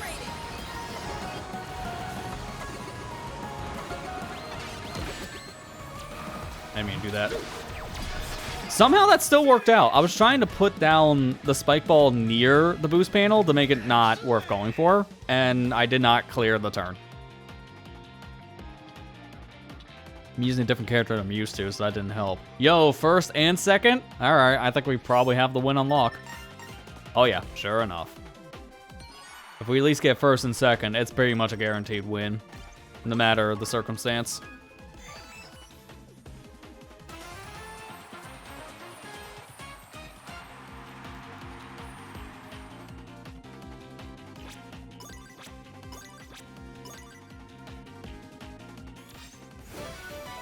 Here's my Mega Man decal. And now that we got the Mega Man detail, yeah, let's actually try in this one. Let's get my character combo I'm actually used to.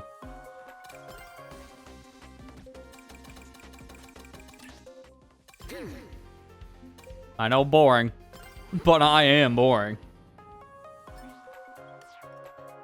I mean, I played as both Mega Man and Proto Man for a good chunk of the night. I think now I'm allowed to start putting in my all so I can get these rewards faster. Especially with how I've been playing as of late. I'm getting a little bit better. So let's try increasing those wins now. Ah, all mids. Like seriously, 2 different levels from superstars. Great. Not bad. Wake up! I was just reminded of that game earlier today where one of my recommendations on YouTube was a clip of the SGB playthrough of Superstars where the game heavily glitched out in the final boss and just flipped the screen and killed like almost everybody. And then like the boss spawning on top of 3 of the 4 players in phase 2, just killing them all. Man, that game's final fight is definitely terribly designed. Just in general, especially for co-op. It got fixed in updates, but when the game first came out, those bosses were not designed for co-op in mind at all. And it showed. Okay, this is a good thing I changed my character out for. Now I'll actually be able to hopefully lock in better for these point-up games.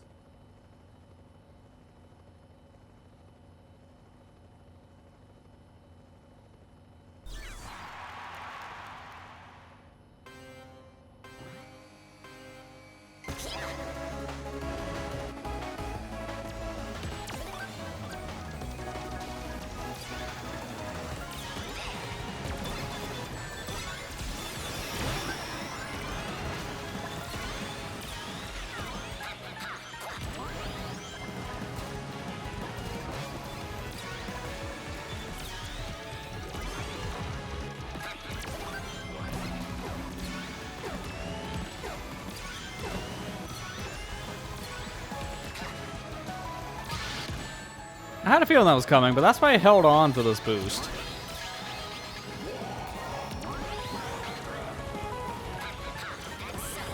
Really? I got clipped by the edge of the blast from Wily. Didn't think that was gonna hit.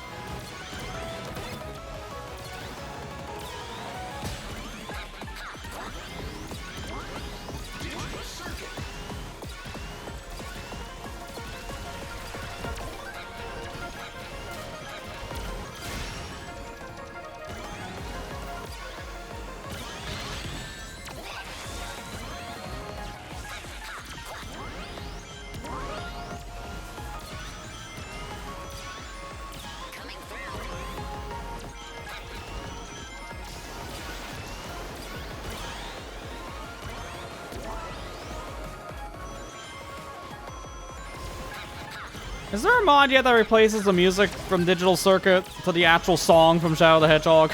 Because what is this song? Seriously, this level has a completely different sounding song here. It's not even close to the Shadow 05 song. That's like one of the best songs in the game. I know Sega still owns the rights for it. It's still up on Spotify. So why is it different in this game? That's just so random.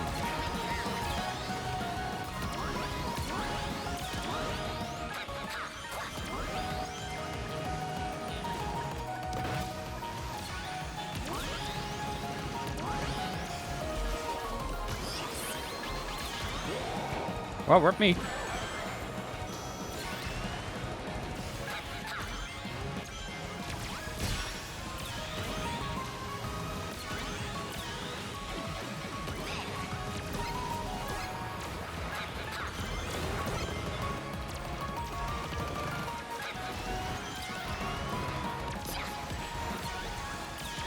I'm using this here. Too chaotic of a section not to use it. And I just barely got the boost pad. Wow. Did I get first? Because I think that Miku just trailed behind me in the last second. I hope there's no latency difference here and we just won that. Yeah, let's go. First place. Although my team kind of sucks, so this is going to come down to probably the taps. This is going to be really close. Let's go! See, as soon as I changed out to the character I'm used to using all the time with the same build, and we get a point-up game, we win it. I knew changing to Blaze was a good idea. Instantly 100 extra points from that. All I need now is just, what is that, like 141? Like, that's not much. Another point-up game like that would be enough to actually get the last set of rewards, and then I can be done with the festival already. Been playing for almost 2 hours, and I already have that many points. That's insane. But to be fair, we keep on getting point-up games, and we keep on winning. So we gotta keep that streak up.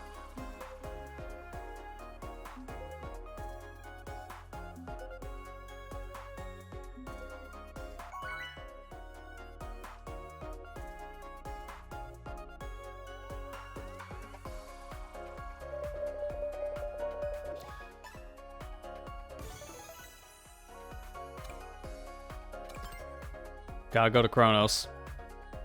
Is it the definitive edition Chronos? Like, what? I seriously, again, we brought it up in the very beginning of this stream, but what would the definitive edition of Sonic Frontiers even look like?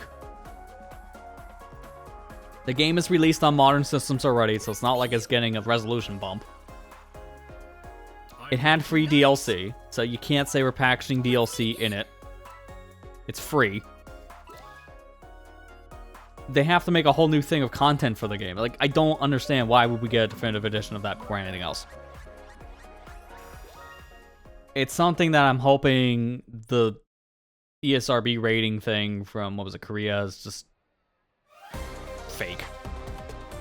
Because it just makes no sense to me. I don't think we need a definitive edition of a game that came out a little over 3 years ago. But Sega's known for doing that. Like Sonic Origins, then Sonic Origins Plus a year later. Sonic Mania, Sonic Mania Plus, like they do this all the time. But those have paid upgrades with actual paid DLC to them. It made sense for those. The only thing that would benefit Frontiers when an upgrade for is Switch users in particular getting a Switch 2 edition, because that Switch version is atrocious. It runs terrible, it looks bad, the loading times are horrendously slow. A Switch 2 edition would fix all those problems, because from what I hear, the frame rate's more stable on the Switch 2 via the emulation. And the loading times have been reduced, once again, because of how the system works. But the game still looks like crap. So, that could benefit from an upgrade on the Switch in particular, but the other systems don't need an upgrade at all.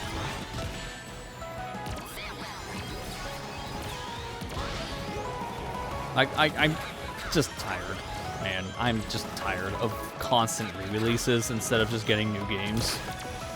It just feels like these companies don't know what to make, so they just keep on re-releasing what they already made. It's pretty much the Last of Us problem, because we re-released that game so many times, I think we lost count of how many versions exist for one title.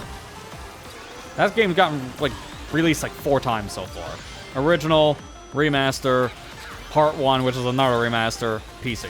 That's 4 releases. That's why it's memed on.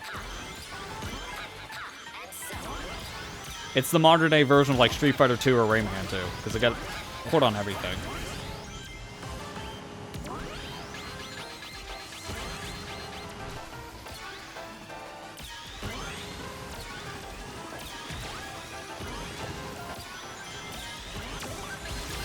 There's our boost. Just in time for me to not get punched.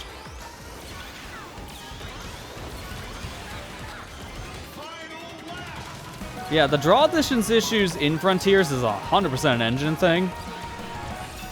But is that specifically done because of the Switch version?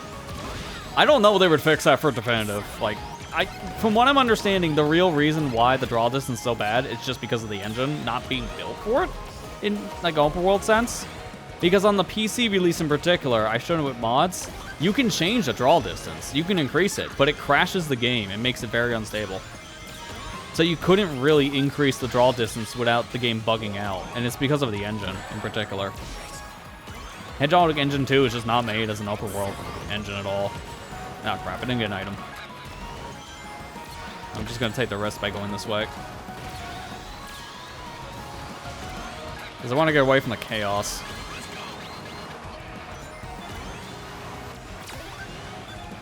Alright, we got an extra bump in the end, but I got like a 7th place, maybe 8th. It was pretty bad.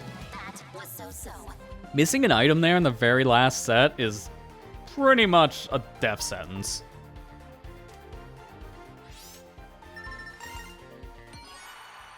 We need it from taps. If we get taps, we actually do win, surprisingly. But we are nowhere near. We are the worst tappers.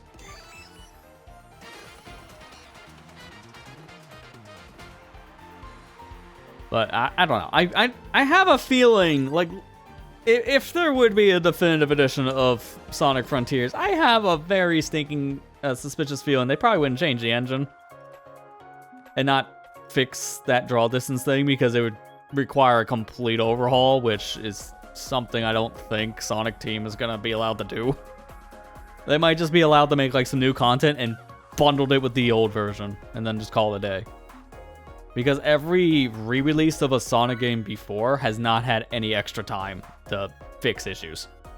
How many games in this franchise has been known to be a port of a port of a port, and every single time it's ported, it gets more busted?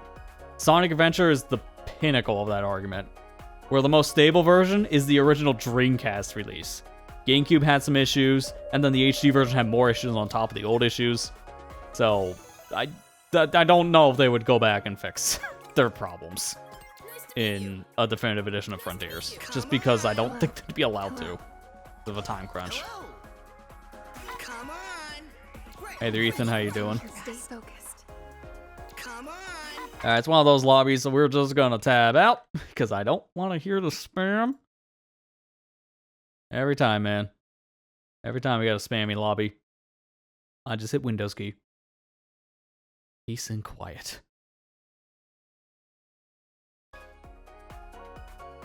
Better. Had a headache earlier, but doing better. That's good to hear, at least. I always hate having to deal with something like that. I had a headache when I came home from work earlier, and it was pretty bad, so I get what you're saying there.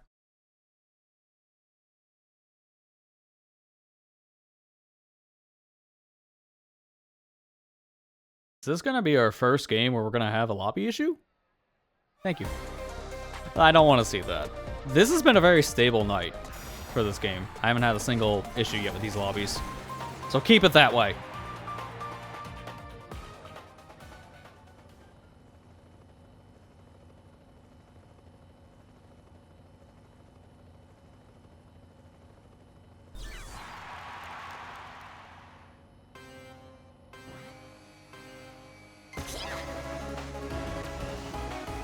I just saw that. The player that has the double wisp, they immediately boost into someone else, so that wisp was wasted. Nice name. And I hit them in tool. Dang it.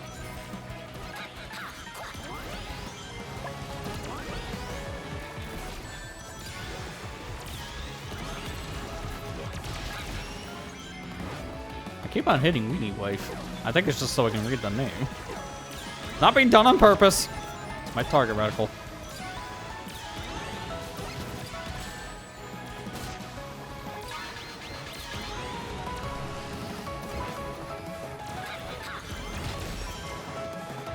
Dude. I am such a curse for me. I keep on missing stuff.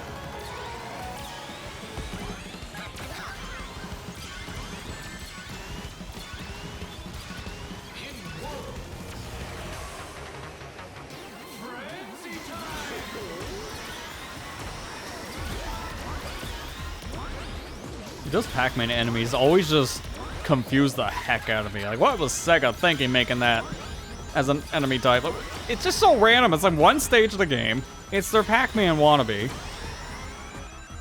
It looks so weird. And then you kill a big one, the stage ends. It's like... Sonic Lost World was definitely a game. That's for sure. Its plot was almost non-existent. Its hidden world made no sense. The parkour was cool, but very underbaked because they had to rush the game out, and every level was different. Like, I like Lost World. I'm kind of an apologist for the game because it's better than a lot of people say it is. But it has a lot of issues. I'm not going to sugarcoat that one. The game has so many problems that I feel like a sequel to it where they actually focused on the things that worked, kind of like they did with the boost formula stuff, I think would really benefit.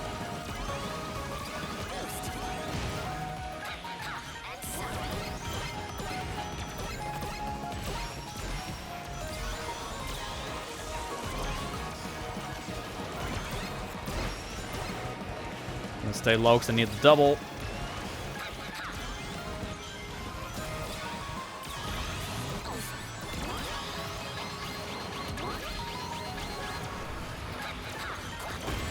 Dude, I just got on the ground. It's so bad.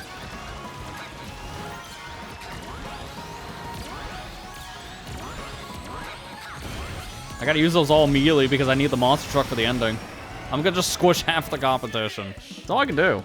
I wish I got the monster truck first. That would have been better. Not how I wanted it to go. I mean, I'll take a 6 because that's 4, 5, and 6.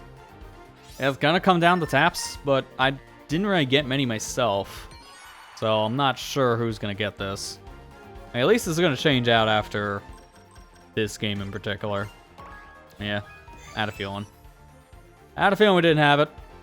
Only off by 3 is a surprise. Yeah, I think we have one more game of taps, and then we can play the ring one again, I believe is next.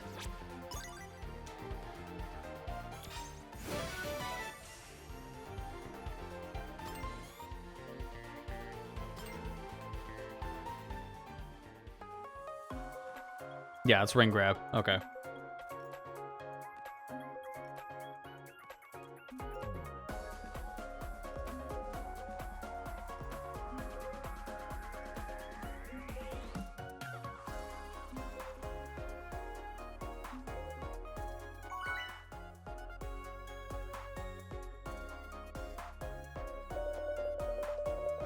That's a nice purple color scheme for that. And it's gone. I was gonna say, that's a nice purple color scheme for dog car in the back. It just, Not bad. it got ruined immediately. I swear, it's so weird to see Rush as a car in particular and not a hoverboard. Because he's a hoverboard in most of his games.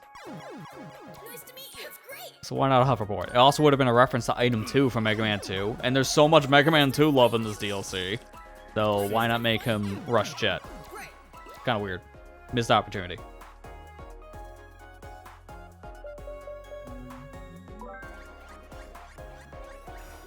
Oh my god, on stage, that's not Wily Castle for once. Unfortunately, it's one of the Superstar stages. I don't care for this one. It's the ice, man. The ice is the big problem. It's just so hard to make any of these turns.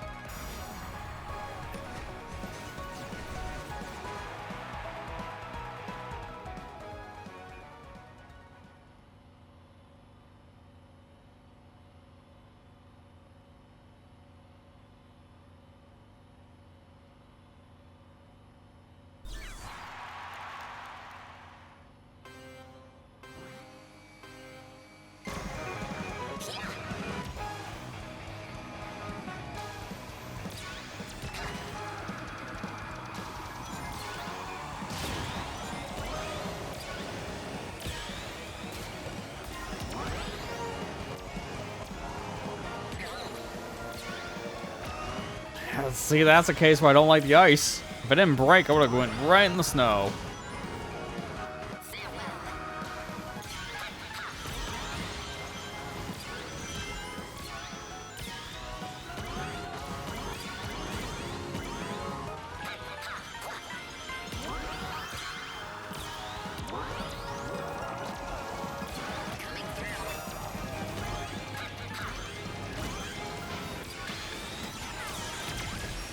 That just ran out the worst time. I hate Adobe. That's a mood, man.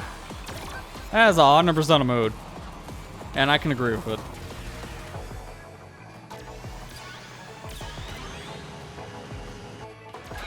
Like, that company, man, it's like one of the most sleazy companies out there, not saying something in this world. I know the CEO, I think, just stepped down of Adobe right in the middle of one of their biggest lawsuits because of the whole cancellation fee thing. What a scumbag. I doubt anything's gonna change now with that guy gone. It's just... what a scumbag. Seriously, leaving right when a lawsuit starts. Classic.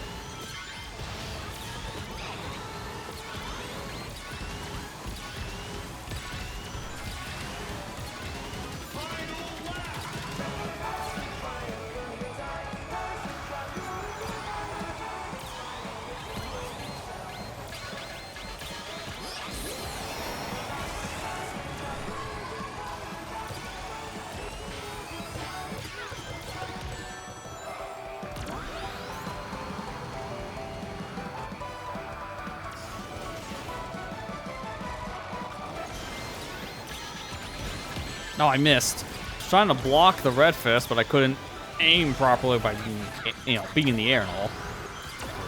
I don't like the monster truck. This is my own. Alright, give me the double. Perfect timing.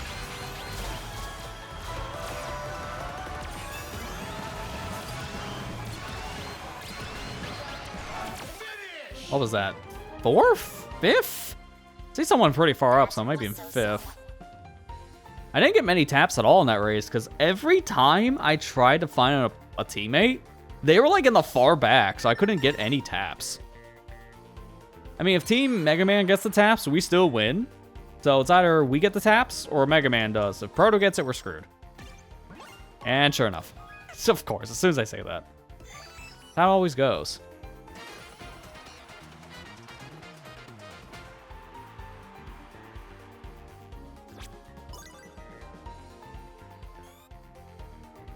So close to the title. Didn't reach. Just grab it. Honestly, once I might, get the title, that might actually just be it for the festival for me.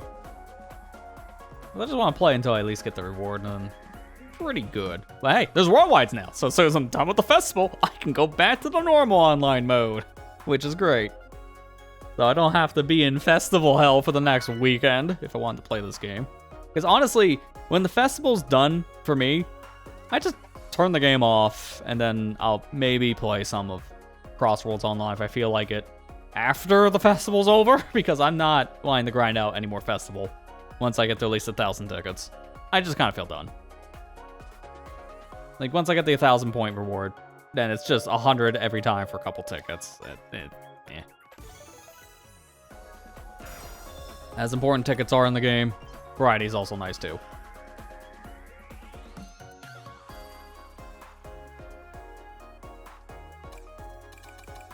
But again, they fixed that update now. Like, I can just go play the standard races during a festival. Thank you. Such a big deal to have that in a game like this. And again, I'm really pleading now. Nintendo, look, competition did it. Now do this for Splatfest and Splatoon. This would make a big difference for that franchise as well. Just give us the same thing. Let's play ranked games in a festival mode. It's a no-brainer. Oh, nice. The random just gave us one of the tracks that's already in the roulette. Thanks, game. That's just a pointless random. That's like the random in Mario Kart world, where it's not really random. It just picks one of the 3 courses that's already in the worldwide options. It always defaults to one of those 3, and then it might pick something else. But it feels like it's always picking something that's already available as one of the 3 courses. Why? Why is that a mechanic in these racing games where you can pick the same thing that's already there as a pick? I think random should exclude the courses that's already available for a pick on a racing game. That just, it's redundant. There's a reason why people are picking random.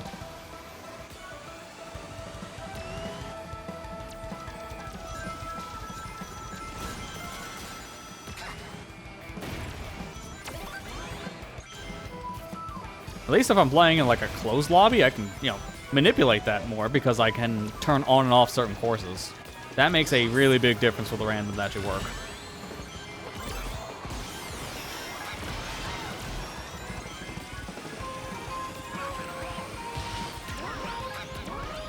I'm gonna hold on to the Wisp here.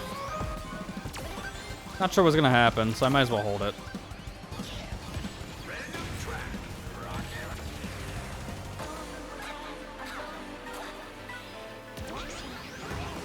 Yeah, random should include all courses. I mean, like, to a degree. Like I said, if there's already 3 courses in the mix in random, that, like, there's a reason why people are picking random when there's, like, these 3 courses we had here, for example. So, the Forces one, Wily Castle, and I don't remember what the third one was. We'll just say it's the Sonic Stadium for this argument, because I can't remember. So, out of those 3, you don't want that to be picked in the random, because then what's the point? You could have just picked one of those 3 on the roulette. So, random, I think, should not include the courses that are on the roulette for random. That way, it's a true random pick, instead of just defaults back to the things that are already in the pool. And Mario Kart has the same problem. If you get, like, Toad's Factory, Rainbow Road, and Koopa Troopa Beach, the random could pick one of those 3. And it's like, what is the point? What is the point in picking random then? Just pick one of those 3 that's on the roulette. That's the one thing I just don't like about both of these racing games. They both have the same problem for random. It's more apparent in Mario Kart, though, because that random is pretty bad. And it doesn't help with all the intermissions. So if you pick random, you're just doing a straight line course. It's not fun. That's why I kind of stopped playing that game too.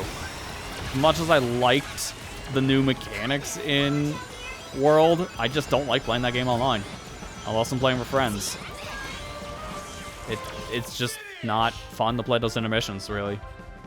Especially because everyone just bags on them. So it's the same strat for every single race. You get a powerful set of items, hold it until lap 3 or 4, whenever the real course starts, and then you use your powerful stuff in that lap. And then rinse and repeat for 200 courses. So it gets stale fast. Like, I wanted to like the game more, but it just got super stale super fast.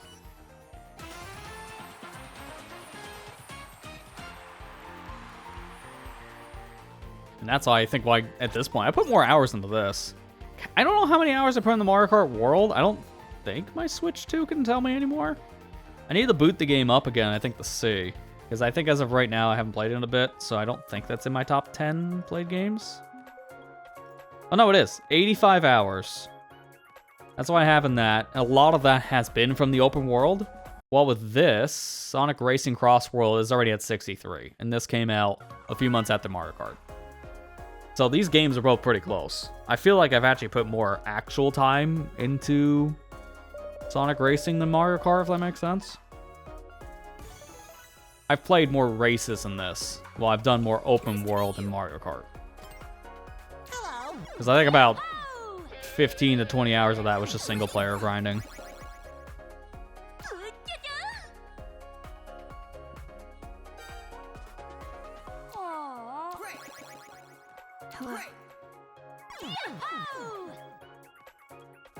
But yeah, no, like, both are still solid games, as I've always said. It's the argument a lot of people have from last year. What kart racer is better? And they were mainly comparing Mario Kart World and Sonic Racing CrossWorlds. And I'm just here like, I have 2 cakes. This tastes great. For me, it didn't matter because I just had 2 games I was really jiving with. I still really like World. Again, I just think it's stale. It needs some new stuff. As I mentioned before, I hope it gets some DLC maybe this year. Because I think would fix a lot of the staleness, just having new content in the game. I just want them to fix up the worldwide. That's my biggest ask for World. Let me just play standard 30 courses. Ban any intermission. That'd be great. Just have like a different mode. That would fix so much. But Nintendo's allergic to change, I guess. They don't want to do that. So who knows, man. There was this like thing that looked like it was maybe like a leak or an error, because it looked like battle mode could have got a new option with the bomb battle mode coming back, but then nothing came of it. I think it was a graphic error, and it could be something planned down the road that was just put in the game a little too early in a screenshot shared on social media, because as soon as Nintendo shared the screenshot that had the bomb icon on battle mode, they immediately took it out. Like that post went down almost immediately on Twitter. So you can tell someone screwed up. They weren't supposed to share that specific image. So I hope that means we're getting a new battle mode at some point, be like free update or something. We just don't know when. Again, that game needs some new stuff. It was a big deal in November when the game got some big changes. That made it feel fresh again for a bit.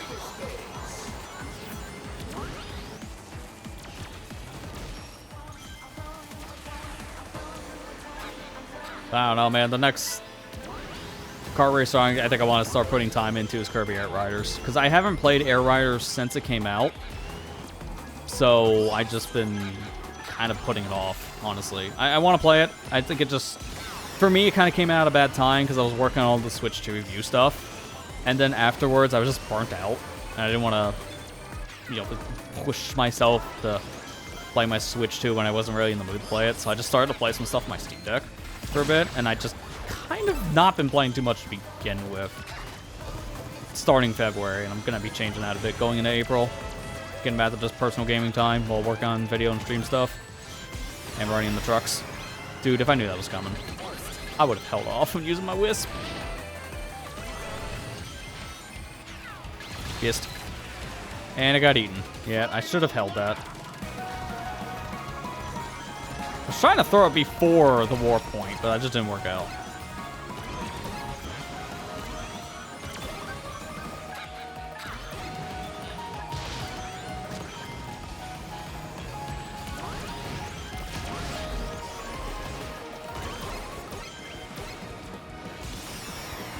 I'm surprised I haven't hit the yellow devil yet, and I'm saying that for a reason, because I'm jinxing it into reality. It's bound to happen at some point.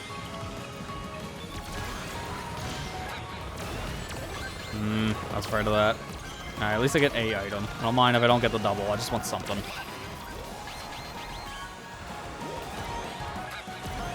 Yeah, that was a bad specific section to be stuck in, and I didn't get the boost. Alright, well, that's a GG's. That's probably a 10th place. That was weak. Yeah, Blaze is upset, so that's a bad placement. And sure enough, I called it.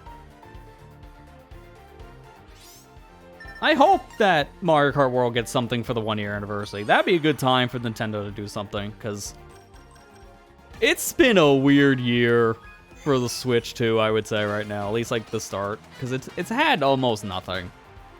It's gotten like a drip feed, maybe one big title every month, it felt like now, and after Yoshi comes out in May, there's nothing. There's nothing we can think of for first party, so we already know Nintendo Direct is coming at some point. Hey, there's all the rewards, nice. We know Nintendo Direct has got to be coming at some point for first party stuff. I don't know what the heck to expect, but man, the Switch 2's like first year has been kind of barren, I will say. We've had some really strong games for it, like with Mario Kart, Donkey Kong, Kirby, Zelda, Pokemon. Like, we've had some great stuff. But it's like, compared to the Switch 1, it's just hard to beat Switch 1's beginning year, because that was a super strong start. We had so many fantastic games, like, month after month after month. I can't say the Switch 2 had that same life, but I hope they, like, announce stuff soon, because there's nothing on the Switch 2 I'm interested in, outside of maybe Yoshi. And even then, I'm still looking into it, because I didn't watch the latest trailer they put out, what was that, a few weeks ago? So I still need to see what the game is like now. That's the only thing I might have some interest in. And even then, I'm not 100% sure yet, because I need to see more. I just haven't seen enough yet. Right now, yes, that's 100% what's happening. They are relying mainly on the third-party support for Switch 2, which is ironic, because I think a lot of third parties still are struggling to get dev kits almost a year later, which is insane to think about. So, third-party support has been pretty good, but a lot of the games for third-party have been things that have been out for other systems already. So, unless it's something brand new, like Resident Evil 9, I've seen a lot of other games that have been out for years, now just come out to Switch 2, which, like, to me, I don't care. I probably already have a copy collecting dust somewhere, physical or digitally. So, I want to see the new stuff. That's how I am. But hey, it's helped me, because that makes this year a lighter year for gaming purchases, and a great year to go back to the backlog. And I've already been working through that backlog, making some good progress. So I ain't complaining to actually get progress on a backlog. I don't think anyone can complain about that.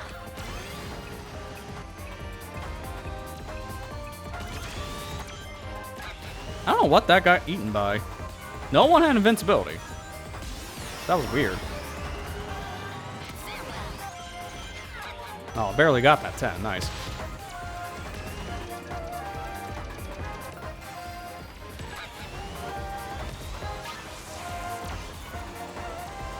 Idea Factory now has a Switch to dev kit. I mean, that's good. Again, I want to see more dev kits be released for companies, because I'm hearing some smaller studios still have problems getting their dev kits, or even like some big name studios. So I don't know why dev kits have been so sparse on the Switch 2 in particular.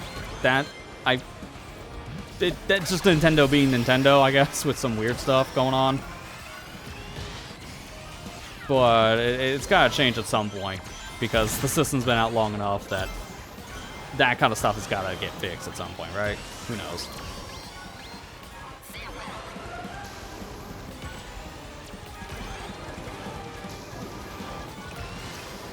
I know some people are seeing like doom and gloom for the system because of all the stuff that's happened over the past few months with Nintendo and the low sales. I mean, there's been a report, I think, that came out a few days ago saying that Nintendo's reportedly going to scale back the amount of Switch 2s in production in the States at the very least, to 33% due to weak holiday sales. Holiday sales, excuse me. There's more than just bad sales from a specific holiday. The reason why there weren't many holiday sales is because there wasn't really that much at all for the holiday release on the Switch 2. Like, that's not a surprise that holiday sales were a little bit smaller compared to, like, systems that already have a massive catalog, like the PlayStation. But it's also because of the timeline we're living in. Like, people don't really have as much money as they used to in the, in the discretional spending department. So people are just sticking with what they have. And they don't see anything that's worthwhile on the Switch 2, so people are waiting. I completely understand that mentality, while at the same time, I kind of feel it too. I got my system because I knew I was going to be playing stuff on it, new and old. But if I was just looking at the Switch 2 for brand new releases, I probably would wait too. I get why a lot of people are. So scaling back the sale, like the production, wouldn't really affect the sales too much. If that makes sense. Like, people are just not buying new systems in general right now. It's PlayStations, Xbox, Switches, PCs, you name it. Sales are down on everything because of the current state of everything. Like, if you can't afford to put gas in your tank, I don't think you're buying a Switch 2. So it makes sense. But people are doom and glooming it because the sales of the system are low. Therefore, it's a failure. We got a Wii U 2. Like, that's what the Switch 2 is. It's another Wii U. It's like, no, it's not. It's not even close. It's just right now it's a really bad economy to be in. That's what it is. It's nothing to do with the system itself. Minus the lack of first-party titles probably being announced. It's the actual market being disgusting. And yeah, I wouldn't call it a Wii U 2 when it outsold the actual Wii U, so I think it's doing better than that dead system. Let's just say that much. And first-party games were the only thing coming out on the Wii U after year 1 for that console. The Switch 2 won't have that problem, so we'll be fine. Yeah, probably also outsold N64. I wouldn't be surprised. N64 also sold pretty bad. N64, GameCube, and Wii U were the worst-selling consoles from Nintendo, just in general. I'm thinking that the Switch 2 probably outsold all 3 of those already, if I'm not mistaken.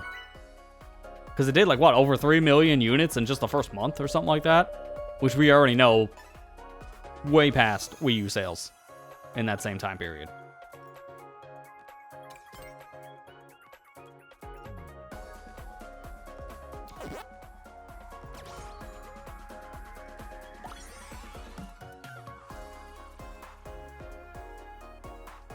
Yeah, I've been seeing a lot of doom and gloom posts this past week because of that specific article going around, because of, like, the lack of console sales. But again, people just gotta realize the time we're in. Discretional spending is at an all-time low. Even game sales have been pretty low for a lot of different big name releases.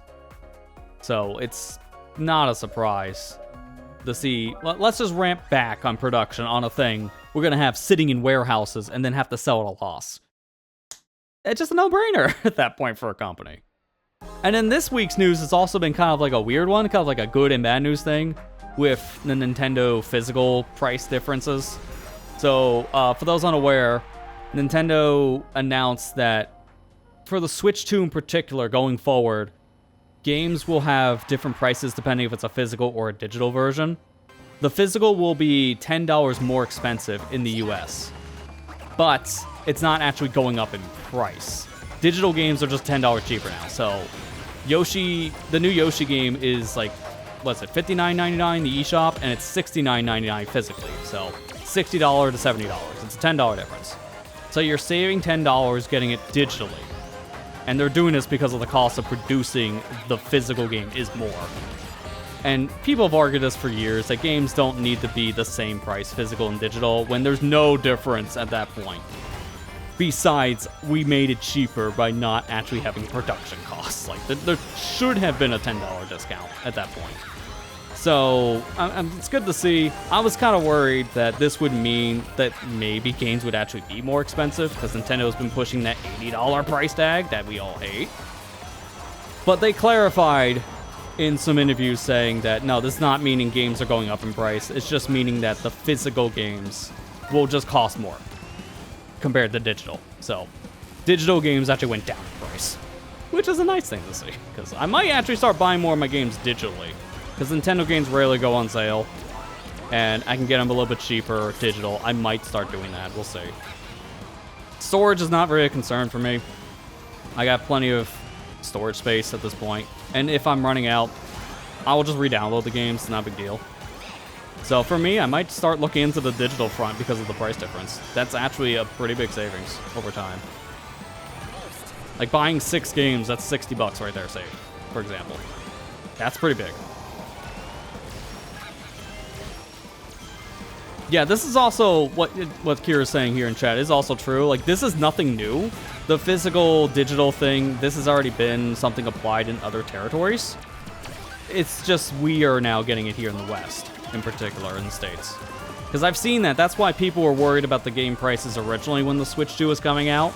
Because people were seeing, like, Mario Kart World be like $80 digitally and then $90 physically in some areas. And the reason why is because of just the price difference between physical and digital in some territories. That didn't happen here. So it's not surprising we're getting the same kind of discount for digital, essentially. I'm just glad we're getting some kind of discount in this kind of economy. Like, that really helps.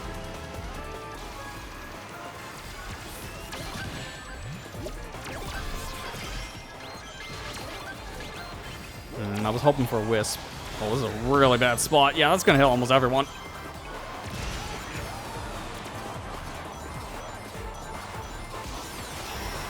I don't know what I'm getting. Well, that kind of helped. I think I jumped 3 placements because of that. Not good enough, though. Because I think I'm, like, maybe 8th place? 7th? 9th. Nope, worse. Yeah, our team just bombed. That didn't matter.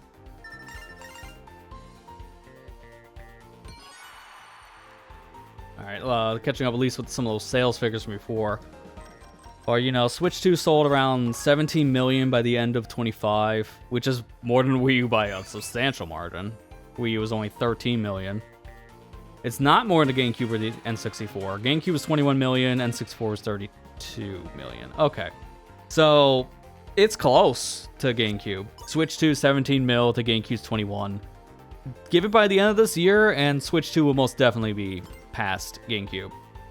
Past N64, though, we'll have to see. I think by the end of its life, Switch 2 will outsell N64. Easily. But by the end of the year, who knows? Only time will tell.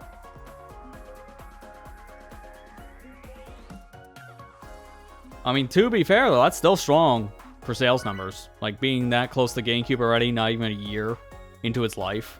That's good for a Switch in particular.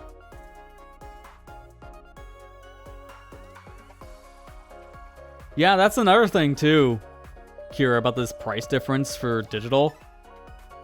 We were kind of concerned after the Switch voucher program was discontinued going into this year that there'd be no kind of discounts for Nintendo games at all digitally, because that was a pretty big discount. You saved $20 on games at that point because it was $10 per game. It added up pretty fast. So this is essentially like the vouchers without having to buy them because of $10 differences on every game going forward digitally. This is better than the game voucher program, in my opinion. Because the one thing I never liked about the game voucher program was that a select set of games were put into that program. And sometimes the games on the program were a terrible deal. Like, you had games that were $50 in the game voucher program, which at that point you're breaking even buying the voucher, so why get those games?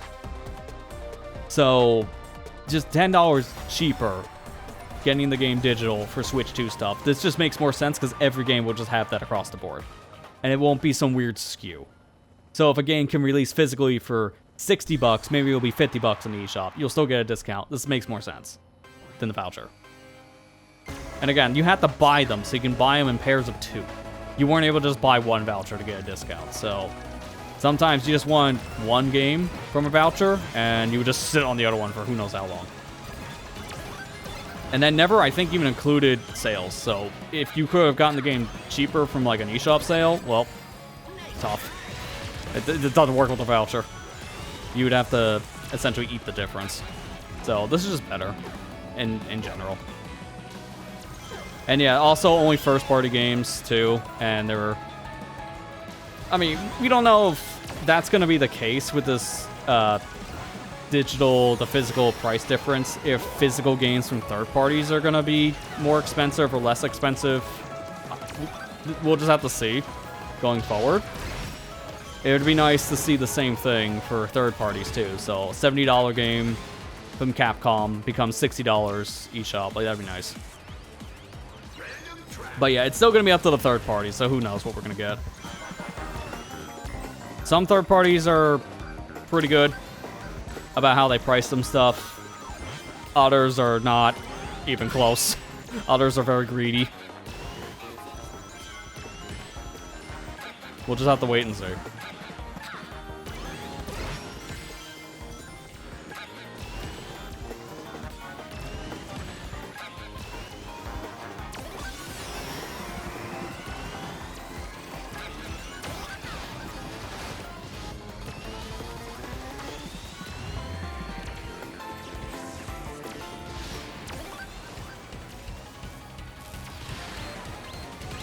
Switch 2 probably end up doing 3DS numbers by end of life. I can see that. I'm seeing, honestly, the Switch 2 as the 3DS of this specific family of Nintendo systems. It's not going to be as popular as the DS was, because the DS was a brand new idea and sold like hotcakes. That was the Switch. It was a brand new idea, sold like hotcakes. But then the sequel is just, this is what we did with the first system, but we're going to fine-tune it and add some new gimmicks here and there. So therefore, it's not going to be as unique anymore. Sales won't be as high, but it's still going to sell really well just based on its library. I feel like it's going to be that specific situation for Switch 2. It's essentially the new age 3DS.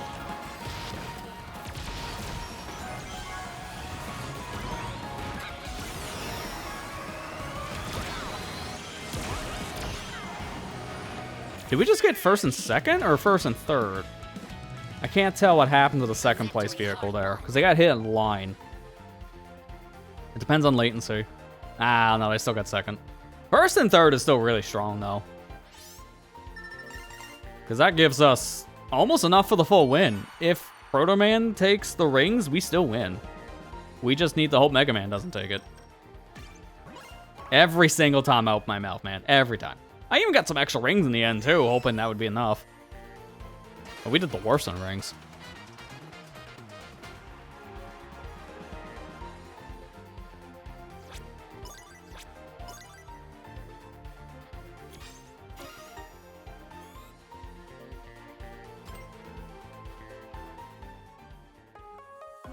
One thing I'm appreciating right now, specifically, it's not even Nintendo specifically I can give this compliment to. I can give this compliment to 2 of the 3 different console manufacturers. Nintendo and Microsoft are both listening to complaints about their systems right now. Because Nintendo's been offering a lot of different changes between some of the pricing stuff and some of the updates to the Switch 2 in particular that fixes a lot of major complaints it's had, like with the game share being, like the game chat, screen sharing being atrocious. They're fixing that. They enabled that Switch 2 like handheld boost mode, which that's a huge thing for handheld gaming. A lot of games look so much better with that option on. Hello. So it's good to see that Nintendo's listening to a lot of the complaints that people have with their system and are trying to address them. And Microsoft, surprisingly, is doing a lot of the same. Now with that new president, they completely killed off that this is an Xbox campaign entirely. That campaign was killing the brand. They immediately, the new president saw that and she said, get this crap out of here. And now they're committing to trying to fix up a lot of the mess that's been happening. Even on the Windows side, they're actually committing to a lot of the stuff that said sucks about Windows 11. Getting rid of a lot of the AI bloat, fixing some of the memory and CPU issues with the software, trying to also maybe eliminate the forced account creation process just for making a new install of Windows 11. That would be huge. It's like, I'm surprised of how much Microsoft and Nintendo are both listening to their fans, and then Sony's over here doing the exact opposite. I can't give Sony credit at all for that. Because it almost feels like Sony's doing the opposite thing, where people want this or that, and they're saying, nah. The PC thing was the big one, where they're just pulling out of the PC market entirely, because the games weren't selling that well. And they don't really seem to care from what I've been seeing. They haven't really been trying to make a compromise besides just buy a PlayStation. I know they did tweak the PSSR thing on the PS5 Pro. It's supposed to be a lot better, but it's only a PS5 Pro they got a major update. The standard system's got almost nothing in this last patch. And Sony just feels like they're number one, so what do we have to change? Like, people are buying our stuff, and our stuff is the most successful right now of the 3 companies in the gaming scene. So why do we need to change anything? And then that's just, I think, the attitude they have, because nothing's changed. It feels like it's just getting worse. At least to me. Yeah, I heard something about they're doing a personalized sale, but I don't think that's, like, live yet. I think that's in, like, a testing phase, and there's no guarantee that's going to even actually be coming out. From what I'm understanding, the personalized sales thing is not really that different. It's the same as, like, just doing sales in different territories kind of thing. Like, a game might be cheaper, like, in, say, Canada compared to the US. Like, that kind of idea. So we don't know. That's something we just have to wait and see. I know they're supposed to, I think, have a sale now, or it might have just ended. They just had their spring sale, and I heard a lot of people say it was pretty bad, because there was almost nothing on it that they haven't seen before. Like, oh boy. We got The Last of Us on sale again. Oh, man. It's only like $20 off.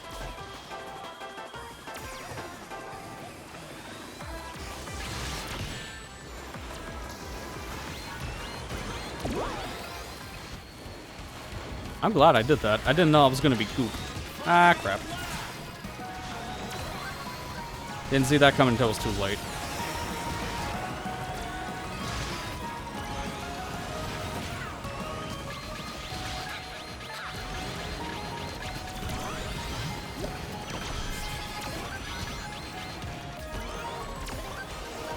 I think I want to get rid of this and the fist, because I do want the double.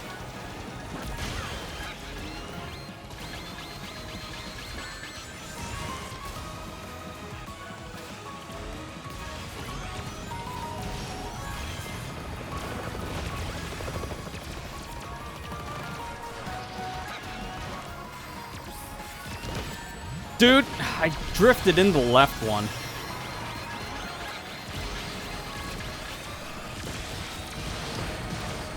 This is not mattering. I might give us some extra points for the hits near the end, but I don't really think that's going to change much. I didn't get that many hits.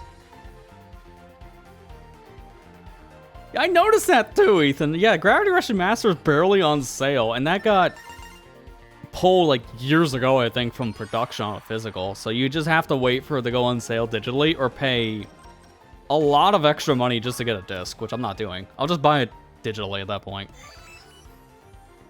Because I've always wanted to try Gravity Rush. I heard good things, but yeah, it's barely on sale, which is insane. Like, I don't think it's on sale now, right? Like, their sale is done. I have the app on my phone. I'll just look at the PlayStation thing here. The deals. Oh no, Spring Sale is still going. But if I specifically search for that, I doubt Gravity Rush is on it. Yep, sure enough, it is not. Both the remaster and the sequel are both full price.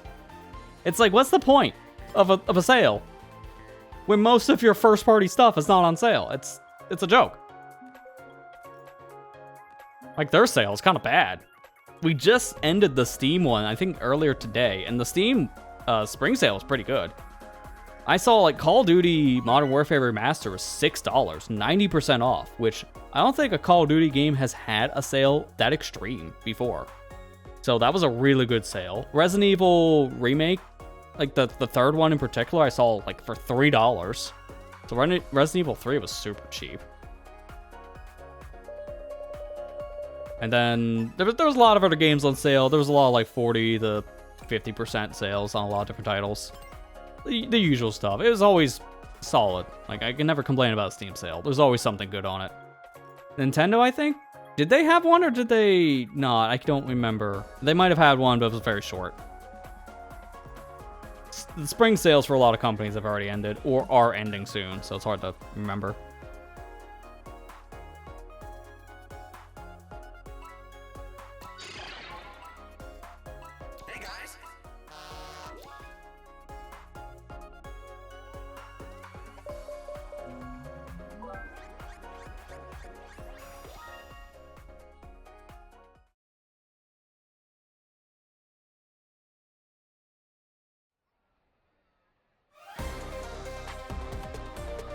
Yeah, Nintendo had their March 10th sale for the Mario stuff. That's the one I know they had earlier in the month. I don't know if they did a spring sale. I wasn't paying attention to eShop this past week, so I don't really know. I know the Mario sale was kind of hit or miss. Like, some stuff was good. The RPGs were big. Mario Luigi and the Paper Mario 1000 Year Door remake being half off was huge. Like, those were fantastic. If you didn't own the RPGs, the March 10th sale was definitely the way to go. That was a fantastic sale for that. The one I argued the most was I thought that Mario vs. Donkey Kong game, that could have been cheaper. Because for some reason it was not. It was like 20% I think at most. It was $10. And I'm looking like Amazon has that for 30. So why wasn't it 30? Some places are just more competitive. You just have to know to shop around. I ended up actually picking it up because of that. So I'll try the remake because of now owning it. I'm like, dude, I'm just saving an extra $10 by going to Amazon. I'm good. It's a digital code. Same thing as the eShop at that point. I can't find any physical. I don't care. I just want to play the game. It's really like the only thing I've gotten on sale right now. That, like, I think... No, I did get, like, something off the Steam sale. It's a game that just came out on the Switch, too, and it was cheaper on Steam, so I was like, alright, I'll check it out. On Steam. It's like $8.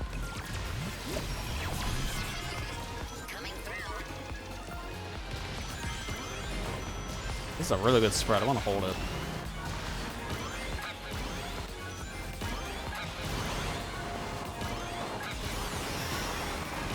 I need more rings, though. I have, like, nothing. Currently, over 3,000 games are on sale in the eShop, so I guess that is a spring sale. Either that or half of them were the AI slop that the Switch 1's known for. But, yeah, that might still be their spring sale going on, then. Yeah, I'm not losing this stuff. I hate using the drill so soon, but I kind of want to keep my wisps.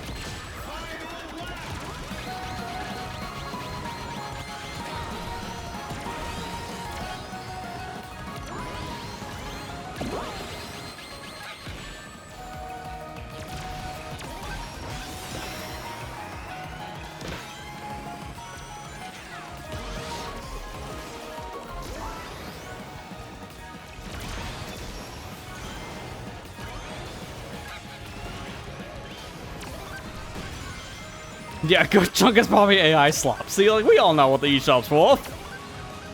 It's either AI slop or some kind of random porn game, because I don't know why those keep on getting greenlit.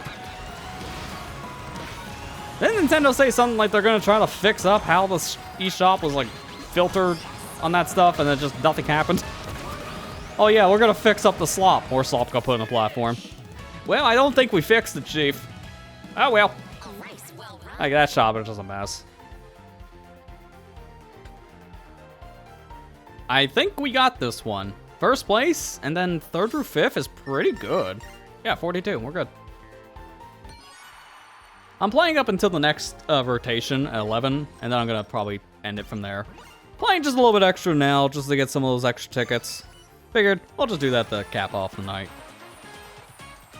Once it hits the next rotation on this, I'm definitely done. Because I got my fill. But hey, that's a 3 times point up. I kind of forgot that was a thing, because we were talking about sale figures and other things.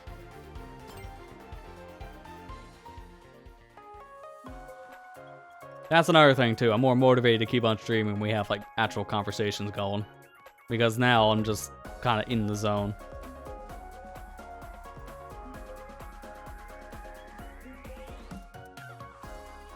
Yeah, I've been checking half the time if there are things on sale or not using that new Nintendo Store app on the phone, which is not great.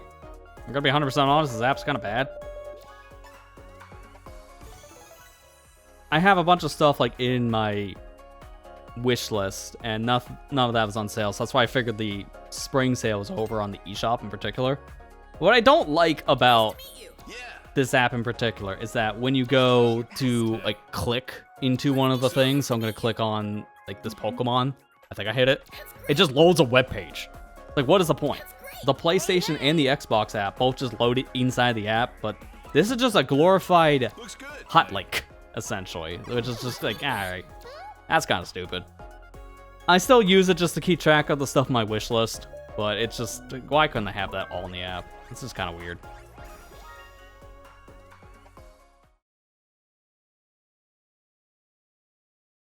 Hey, and that, Matt. Alright, well, you have a good rest of your night.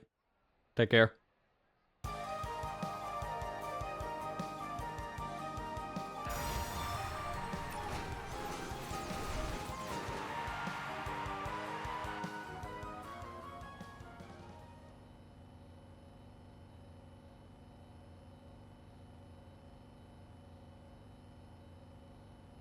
It's gonna be a weird comment, but I really like how the mud looks in this game. I know that gives off the Miiverse nice water vibes that we all know and love the meme on, but no, I'm not kidding on this one. The ground texture in this game is just very sharp. It's kind of weird to say that, but that's just what I like about this game. It's actually pretty good on graphical detail.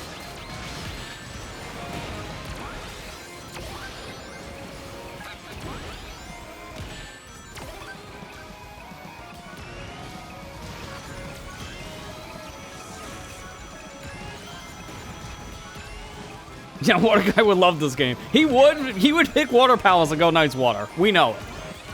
That stage is just full of water, so we know exactly what would be the post.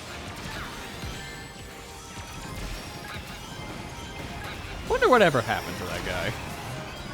He didn't really seem to make a same kind of splash if he went off to any other social media. I think it just after Miiverse was done, he just kind of like, I'm good. I have my fill of the social feeds. I got my time in the sun. I think I'm good. Which, to be fair, if that's the decision made, very smart man. With how horrendously toxic social media has gotten over the years, it's kind of hard to be the water guy nowadays, where you can just compliment a thing and not have people complain in a 3-page thread on a social media platform. They got out before it got any bad. Any worse, I should say. Sorry. It already was kind of bad back then, but not to the degree it is now.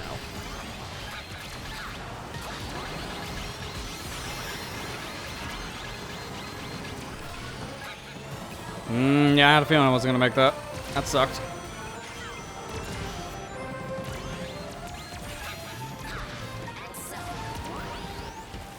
That's pretty good to have. I hate getting punched in 12th place. Like, what? Why are you gonna kick a guy when he's already down? Like, come on, dude.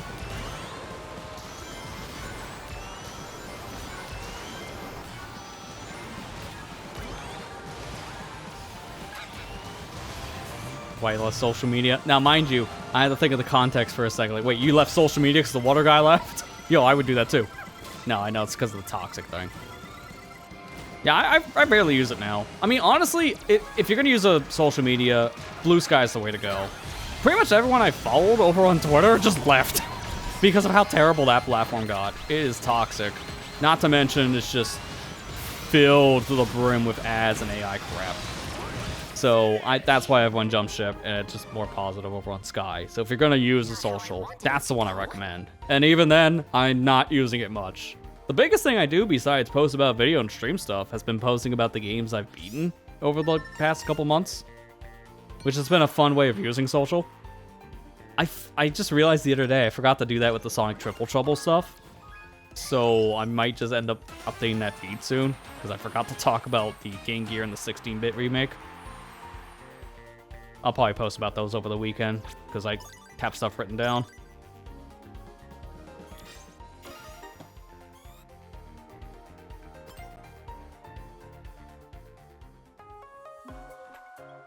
But a big thing that's recommended to do is that you can see on my phone's home screen, there's no social media feed at all. I have to swipe over and then go into a folder, and that opens up all the socials. Or I have to pull into my app drawer and then once again find the folder of it. Like, make it harder to get to and you don't use socials much. That has been a big help over the years for a lot of people who have social media addiction.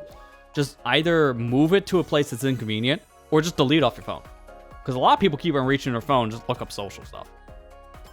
I'm barely on it. If I check, like right now, I can go ahead and tell you.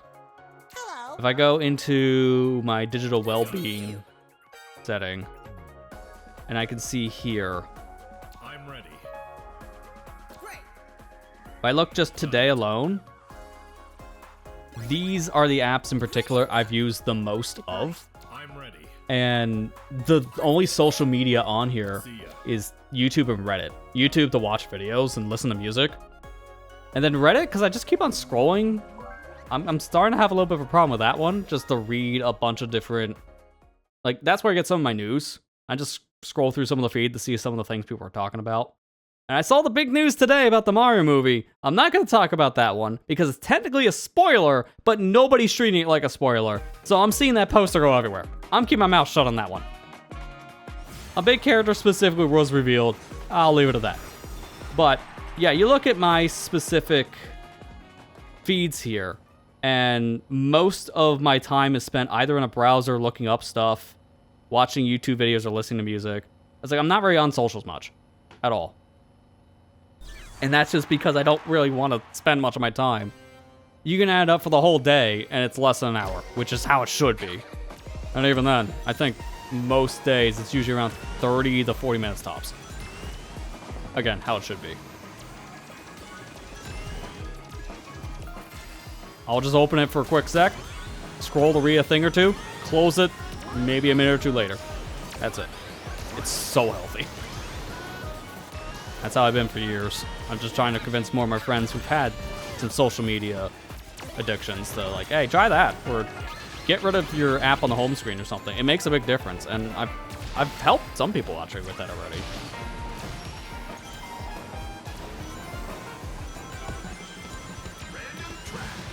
I didn't mean to go that way. Trying to charge up more of my drift. It's kind of hard to charge it up with this current gear set. Just gonna get rid of this. If it hits anyone, it'd be a miracle. I say as I hit someone. Nice. Sorry for you. Yeah, Reddit to me at this point is really just read it only. Do not engage. Do not engage. Dear God, that place is a dumpster fire. I know that platform's been going downhill for years. It is true. It has been. But if you're ever needing to find a fix for something, it's always Reddit that pops up in your search, because it's always that platform for some reason that you can always find the things that you're trying to hunt for, no matter what it is we're talking about. It's insane.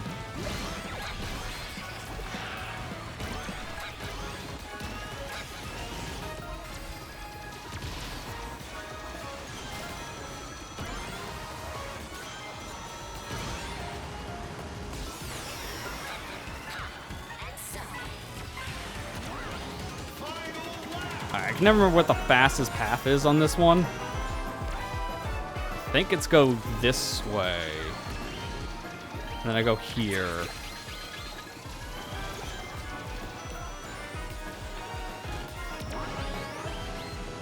That might not have been exact. I don't know. Dude, I thought they were done. That's why I went middle, because I needed the air boost pad. And I didn't get the item. That's not great. I didn't even get the double there. All right, GG's. I'm going to get like 12. Yeah, I'm getting hit too. Like, dude, this is insult to injury.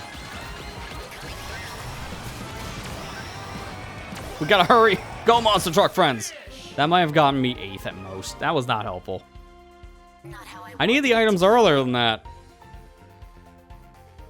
Yeah, 9th, I figured. I need the items way earlier than the final turn of the track. That was terrible.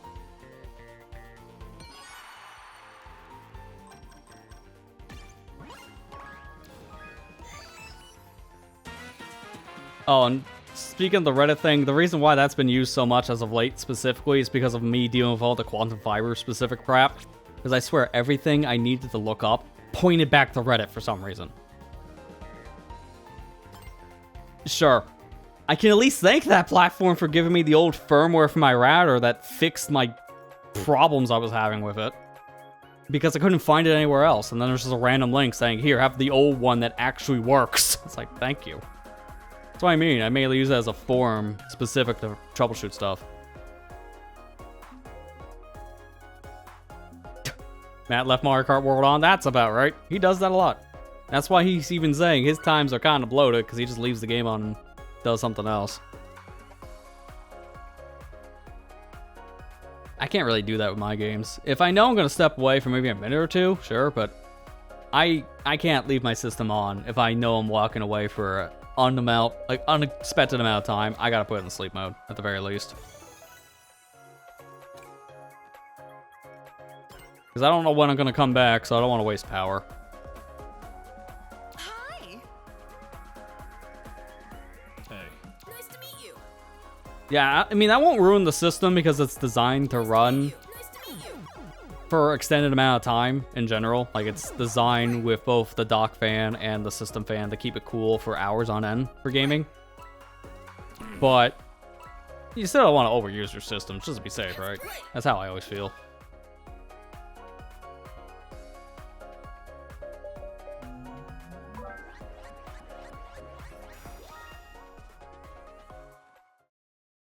I mean, I know when I first bought my actual, like, my very first console of my own, I was always kind of worried, am I going to, like, damage this and such? Because I've never done that. What was the first system I bought? I think, was it the PlayStation 4 Pro? Or was it the Switch? Because traditionally, growing up, I always had my systems gifted to me for a birthday or Christmas. But once I became an adult, I started to buy them myself. I think it was the PlayStation 4. That was the first one, because I bought that in 2016. It was not too long after I got my Xbox One. I actually got the PlayStation 4 Pro. Because I was able to get it for a sale at the time, and I figured, you know, I think this is a good time to get this system. So I ended up getting it not too long after getting an Xbox One, which is kind of ironic.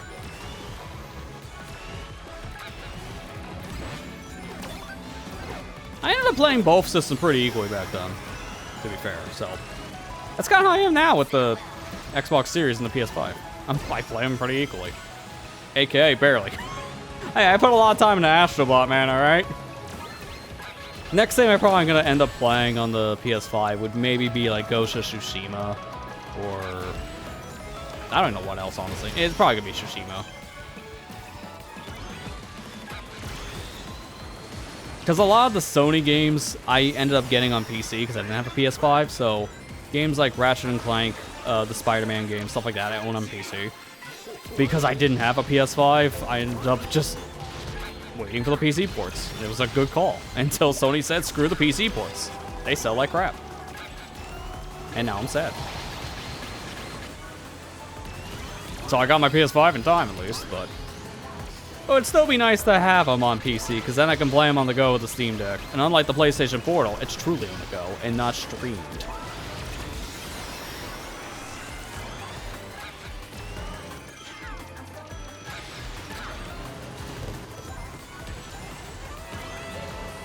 Yeah, you're in the same mentality as myself, Ethan. If you're not going to play it for a while, you just don't leave it running.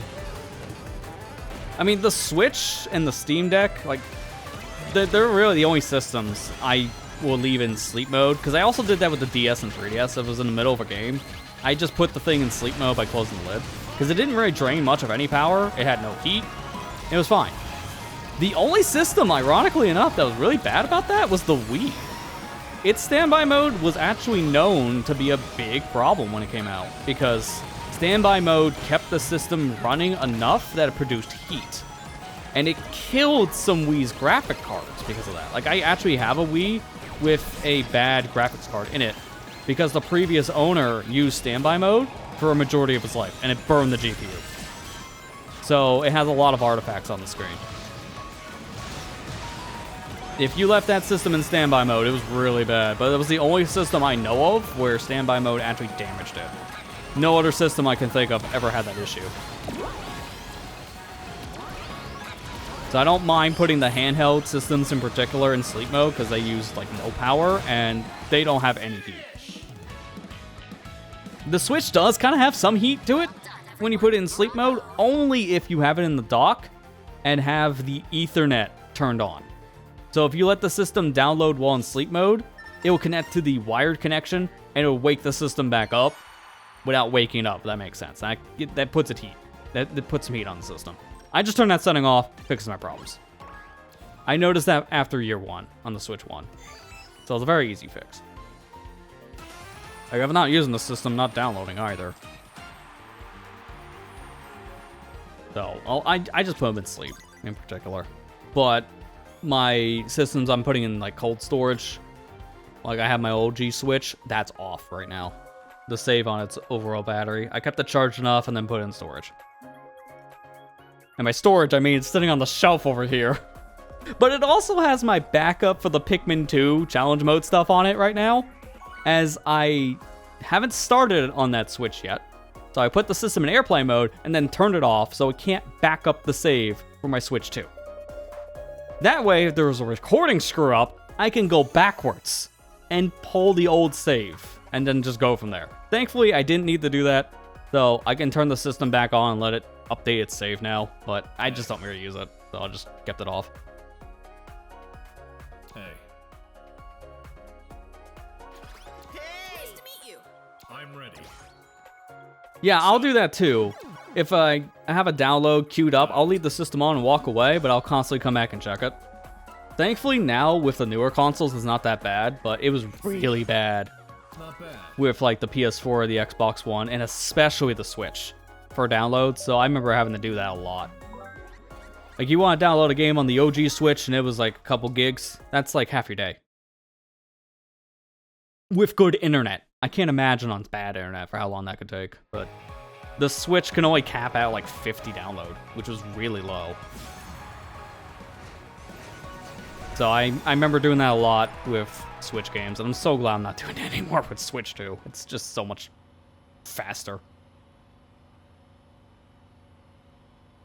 But yeah, now I'm downloading a game. It depends on the size, but it just takes me a few minutes to download relatively big-ish games. Like, if it's around 100 or so gigs, it's not taking any more than maybe, what, 20 minutes? Maybe 30 at most, depending on like how the servers are and actually installing the data after the fact.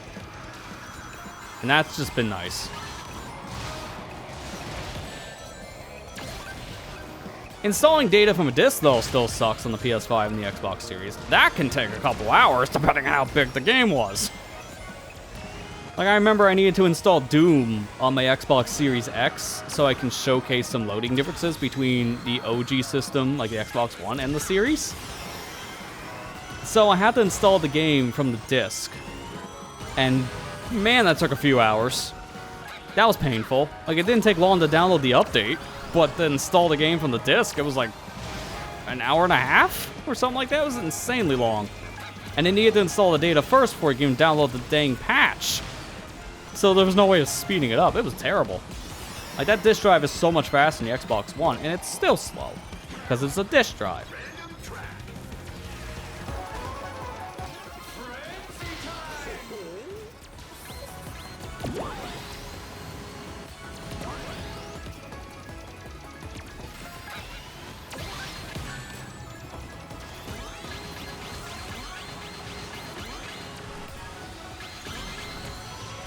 Yeah, I'm gonna get hit in the air. Can't really help that. Just want different items. I don't care about this stuff. Okay, I do care about getting hit by a monster truck. This has been a horrendous lap 2. I haven't made any momentum, and I've gotten like no items.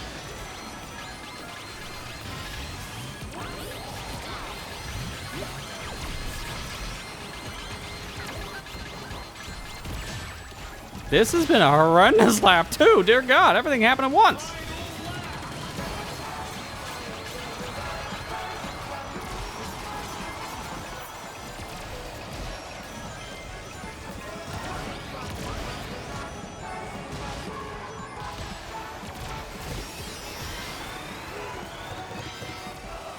Where am I going? Getting pushed that far over to the left side of the map is terrible. Alright, I got a good set. This is really good for the ending. I'm in first somehow? Okay.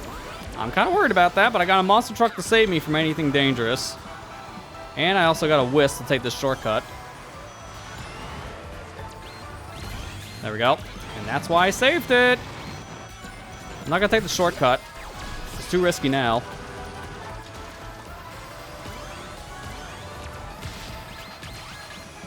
Go, go. Hit the gas, hit the gas. Oh, let's go. I barely made it over the finish line before I got hit. Because if I got hit like a couple feet back, I would have dropped down to 4th place. I barely got first. Oh, my team sucked, though. That sucks. Mega Man got 2nd through 5th. That's pretty much an instant win.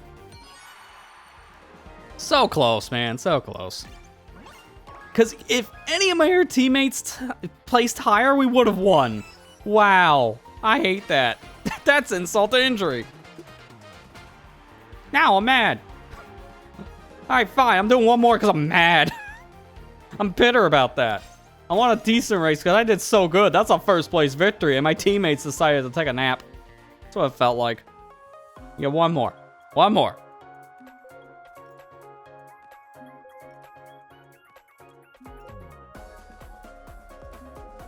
I agree on that one, Ethan. I'm glad they do faster storage with these SD cards now because it has made a pretty big difference for game load times.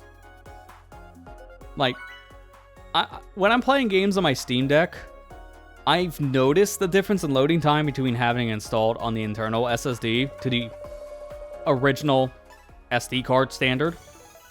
The SD card's pretty fast, but it takes a few extra seconds longer to load, and it takes a lot longer to install games on them because of the nature of the cards, right? Hey. But I noticed there's really no difference in loading times or install times between the internal storage and the SD card on Switch 2. It's basically the same.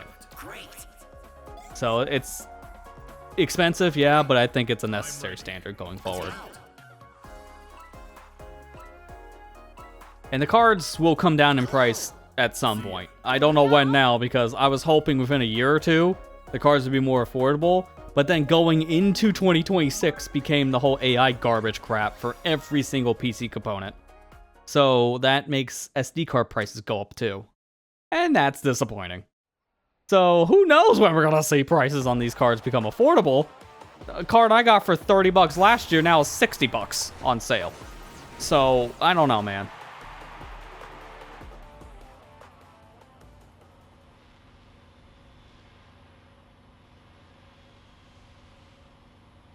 I just know if at any time there's a bill due, I'm just taking a stick of RAM out of my computer. That'll probably be good for a month's set of bills. Like, sell the 16 stick of RAM. There you go. I think I just made $500. That'll pay the light bill. God, I hate this timeline, man. I really do.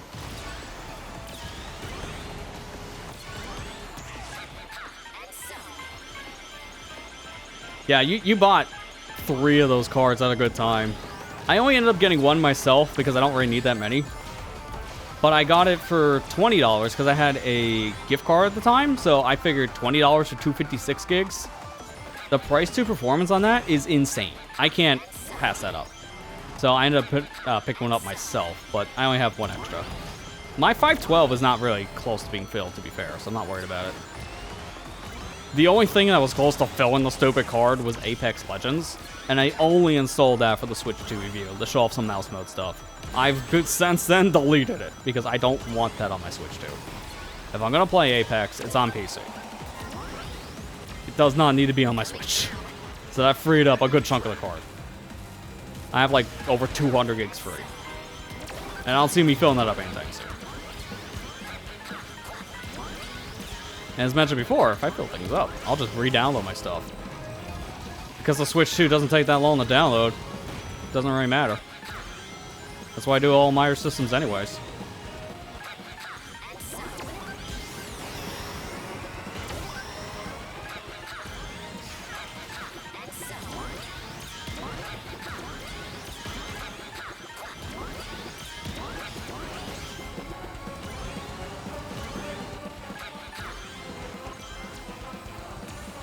I'm holding this for a while, because this is like a really good item to have.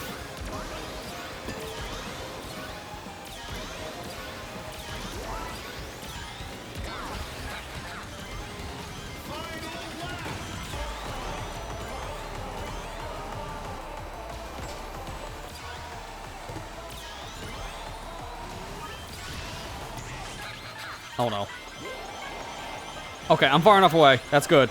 That was a little too close. I thought the Boom Boo was going to hit me just because of me being on the same line. But we were on the same line, so we're good. Yeah, don't play Apex. I don't blame you. I've tried it. I think it's alright, because I really like Titanfall 2's momentum and gameplay feel. Like, it's a good game, but I don't like the Battle Royale stuff. I just can't jive with that. I liked what I played in the standard Team Deathmatch stuff, but I can't play that Battle Royale. It's just not for me.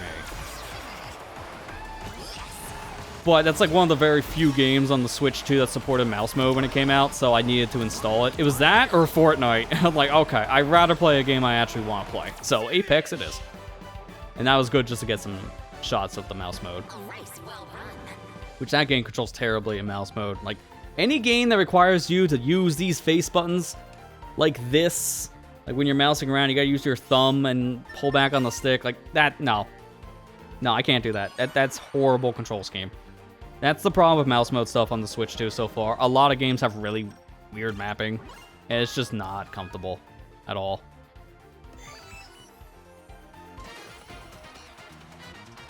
As much as I like the mouse mode stuff for just its accuracy, half the time it's hand cramp city. It's just hard to play. Okay, if I'm not close to 1500, I'll play until I get 1500. So that's 1 or 2 more races at most. I don't want to keep on extending this, but it's only because I'm so close to a ticket.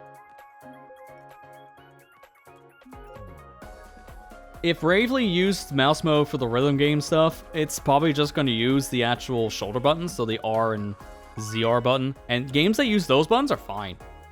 Like when I was playing the mouse mode games in Switch 2 Welcome Tour, pretty comfortable.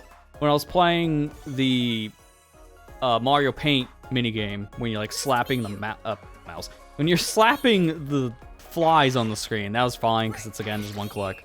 Like any games that's just using the shoulder buttons, it's fine. But when you're starting to use all these other buttons, it's kind of uncomfortable. I even thought the same for Metroid Prime 4. It was kind of a lot after a while, especially when you have to just mash the shoot button to just constantly use your power beam. Okay, I cannot think with these guys going on. You have to constantly mash the button to shoot. Yeah, you can like click it once and it'll shoot 3 times, but you're still click, click, click. And after a while, your finger gets tired of just doing that while holding the mouse mode. So, it really depends on the game's mapping for if I'm going to use it. I'm going to try it, most definitely. But I might just default back to gyro for a lot of stuff, just because of the mappings. Because nothing... I thought I had one here, but I guess I moved to a different room. Nothing is going to beat a traditional mouse because of the ergonomics. I picked the worst one because I don't know where my other one went. This is a smaller mouse, so the ergonomics are not there. But you get the point. Nothing beats an actual mouse on ergonomics because the Switch 2 Joy-Cons are not even close on ergonomic feel. They are terribly small.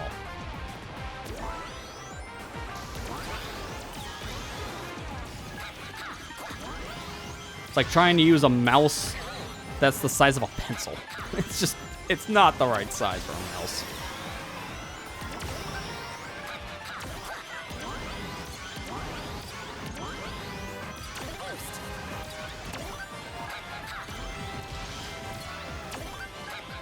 No, no, no, do not push me over.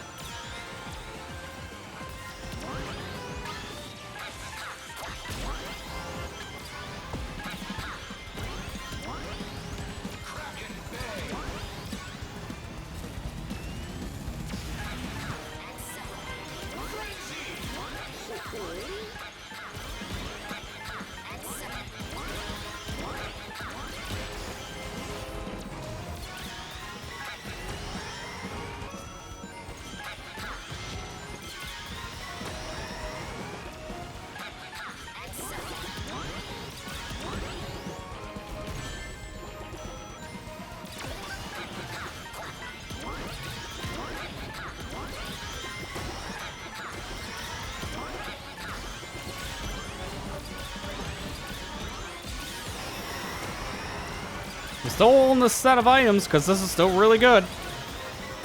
I'm not going to get anything better in 5th place.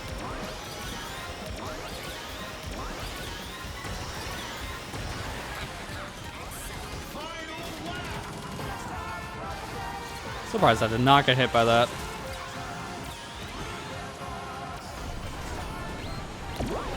Now you see why I was holding that. Twice.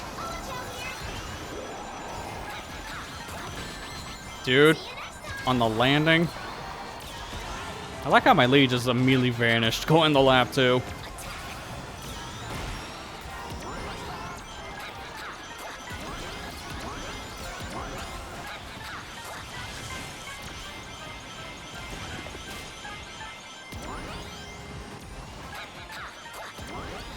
If I can get something else here, it'd be ideal. And that is not helpful.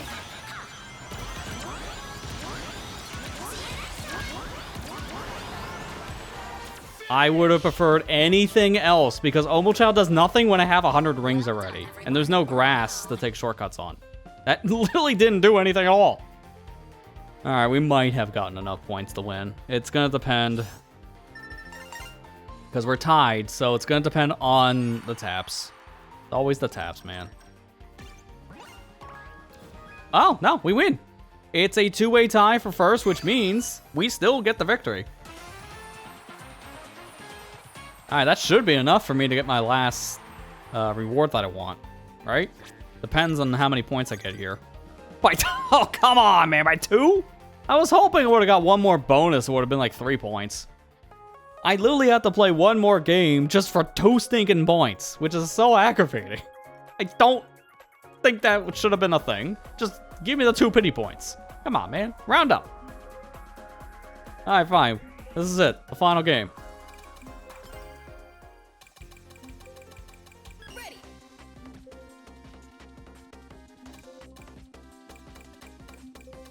No, it's acceleration.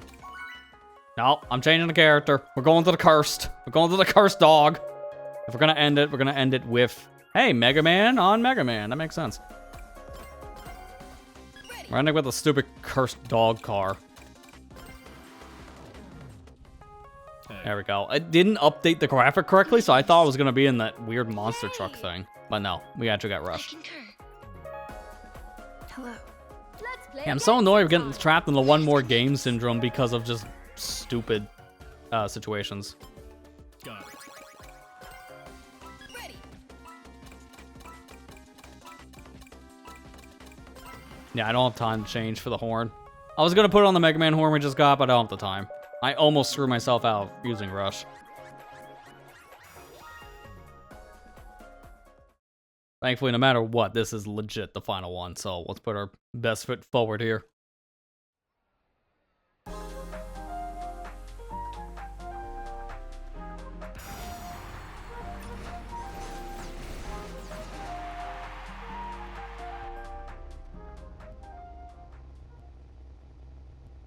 I know I was told growing up, I kind of had that habit of like, do one more time, kind of like on a lot of things. Like on a birthday cake, I blow up my candles multiple times because I just like doing it.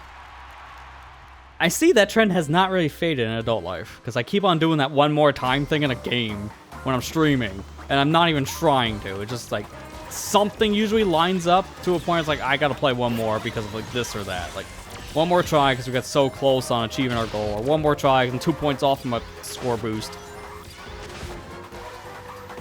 Like, that curse just lives on in adult years, so you have to just keep on doing things multiple times. Can't help it. I can't even tell you how many takes I've done of certain recordings, and I've said the same speech, I swear, 20 times. So I'm used to repeating myself. In more ways than one. But God, I had a recording the other day. It's not gonna be seen for a while, because I started to record a new series. Now the Pikmin 2's wrapping up. So, I recorded something the other day, but I swear I had to do that same recording a couple different times. I think by the end, I said the same line probably a good 15 times. Because there's something that happened that constantly made me reset. Whether it be some, like, screw-up of gameplay so the flow was ruined, I missed a certain talking point, or something happened, and I had to redo the recording because something glitched out. I get tired of doing that, I swear. I don't script my videos, but when I have to repeat myself multiple times, because I keep on having to redo a take, it feels like scripting. Because I'm saying the same thing so many times, I might as well write it down.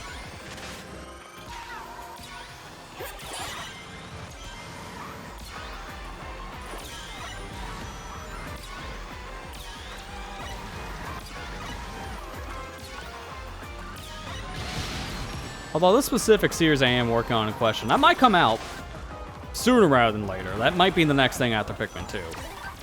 Because I'm going to be going back to do the challenge mode here soon enough on the channel, probably the next couple weeks. And that will be the last big thing for Pikmin, outside of just showing off some of the extra things we didn't see during specific days, because I do know of some of the stuff that changes in certain areas, depending on what day it is in the game. So, besides some extra stuff here and there, the challenge stuff is the big thing left in Pikmin. Because I'm definitely feeling ready to move on to a different project after Pikmin 2. We've been on it long enough.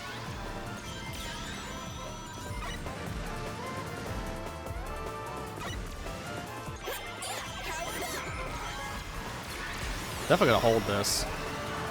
I don't think we're gonna have this boost much longer, and I can use it right here.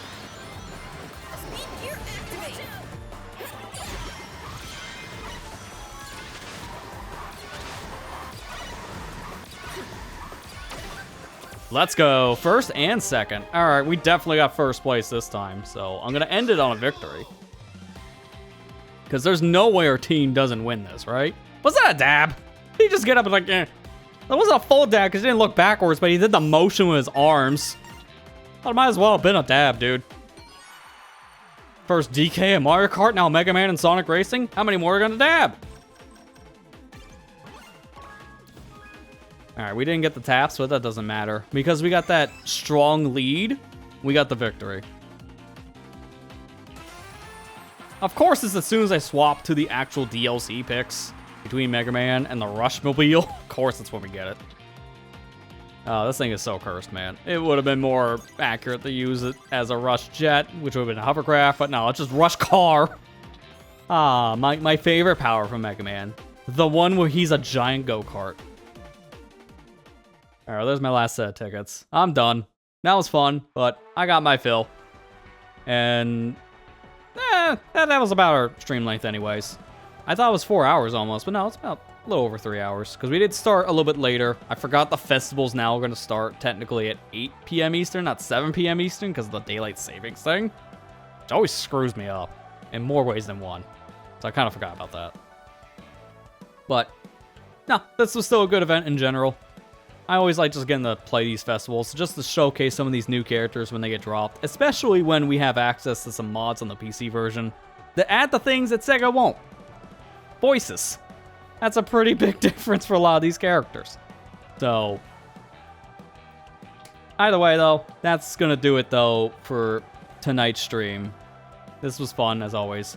We'll be back next week, because next week I actually got something pretty big planned, as we got the Mario movie coming out next week. I think we should do something Mario themed around that time, so we got some fun stuff coming up. But it might be a little bit of a lighter week. I'll see on that one. I'm kind of busy going into April, so it might just be one stream, maybe two. Again, I'm kind of cutting back a little bit on how many times I stream in a week, but I think that's kind of helping on some content, both for streams and for videos. So I might be going back to 2 streams a week for a bit until I get some stuff taken care of and caught up on the video front. I'll let people know on the socials as usual in the YouTube community tab. You'll see the schedule come out. But definitely planning on something for Wednesday. Again, Mario movie comes out that day. Kind of want to do something Mario themed for that specific day in question. But with that said, that's going to do it though for tonight's stream. So if I can find the button, I can leave. Thank you for watching. I hope you enjoyed. And I'll see you back here next week. Take care and have a good night, everybody.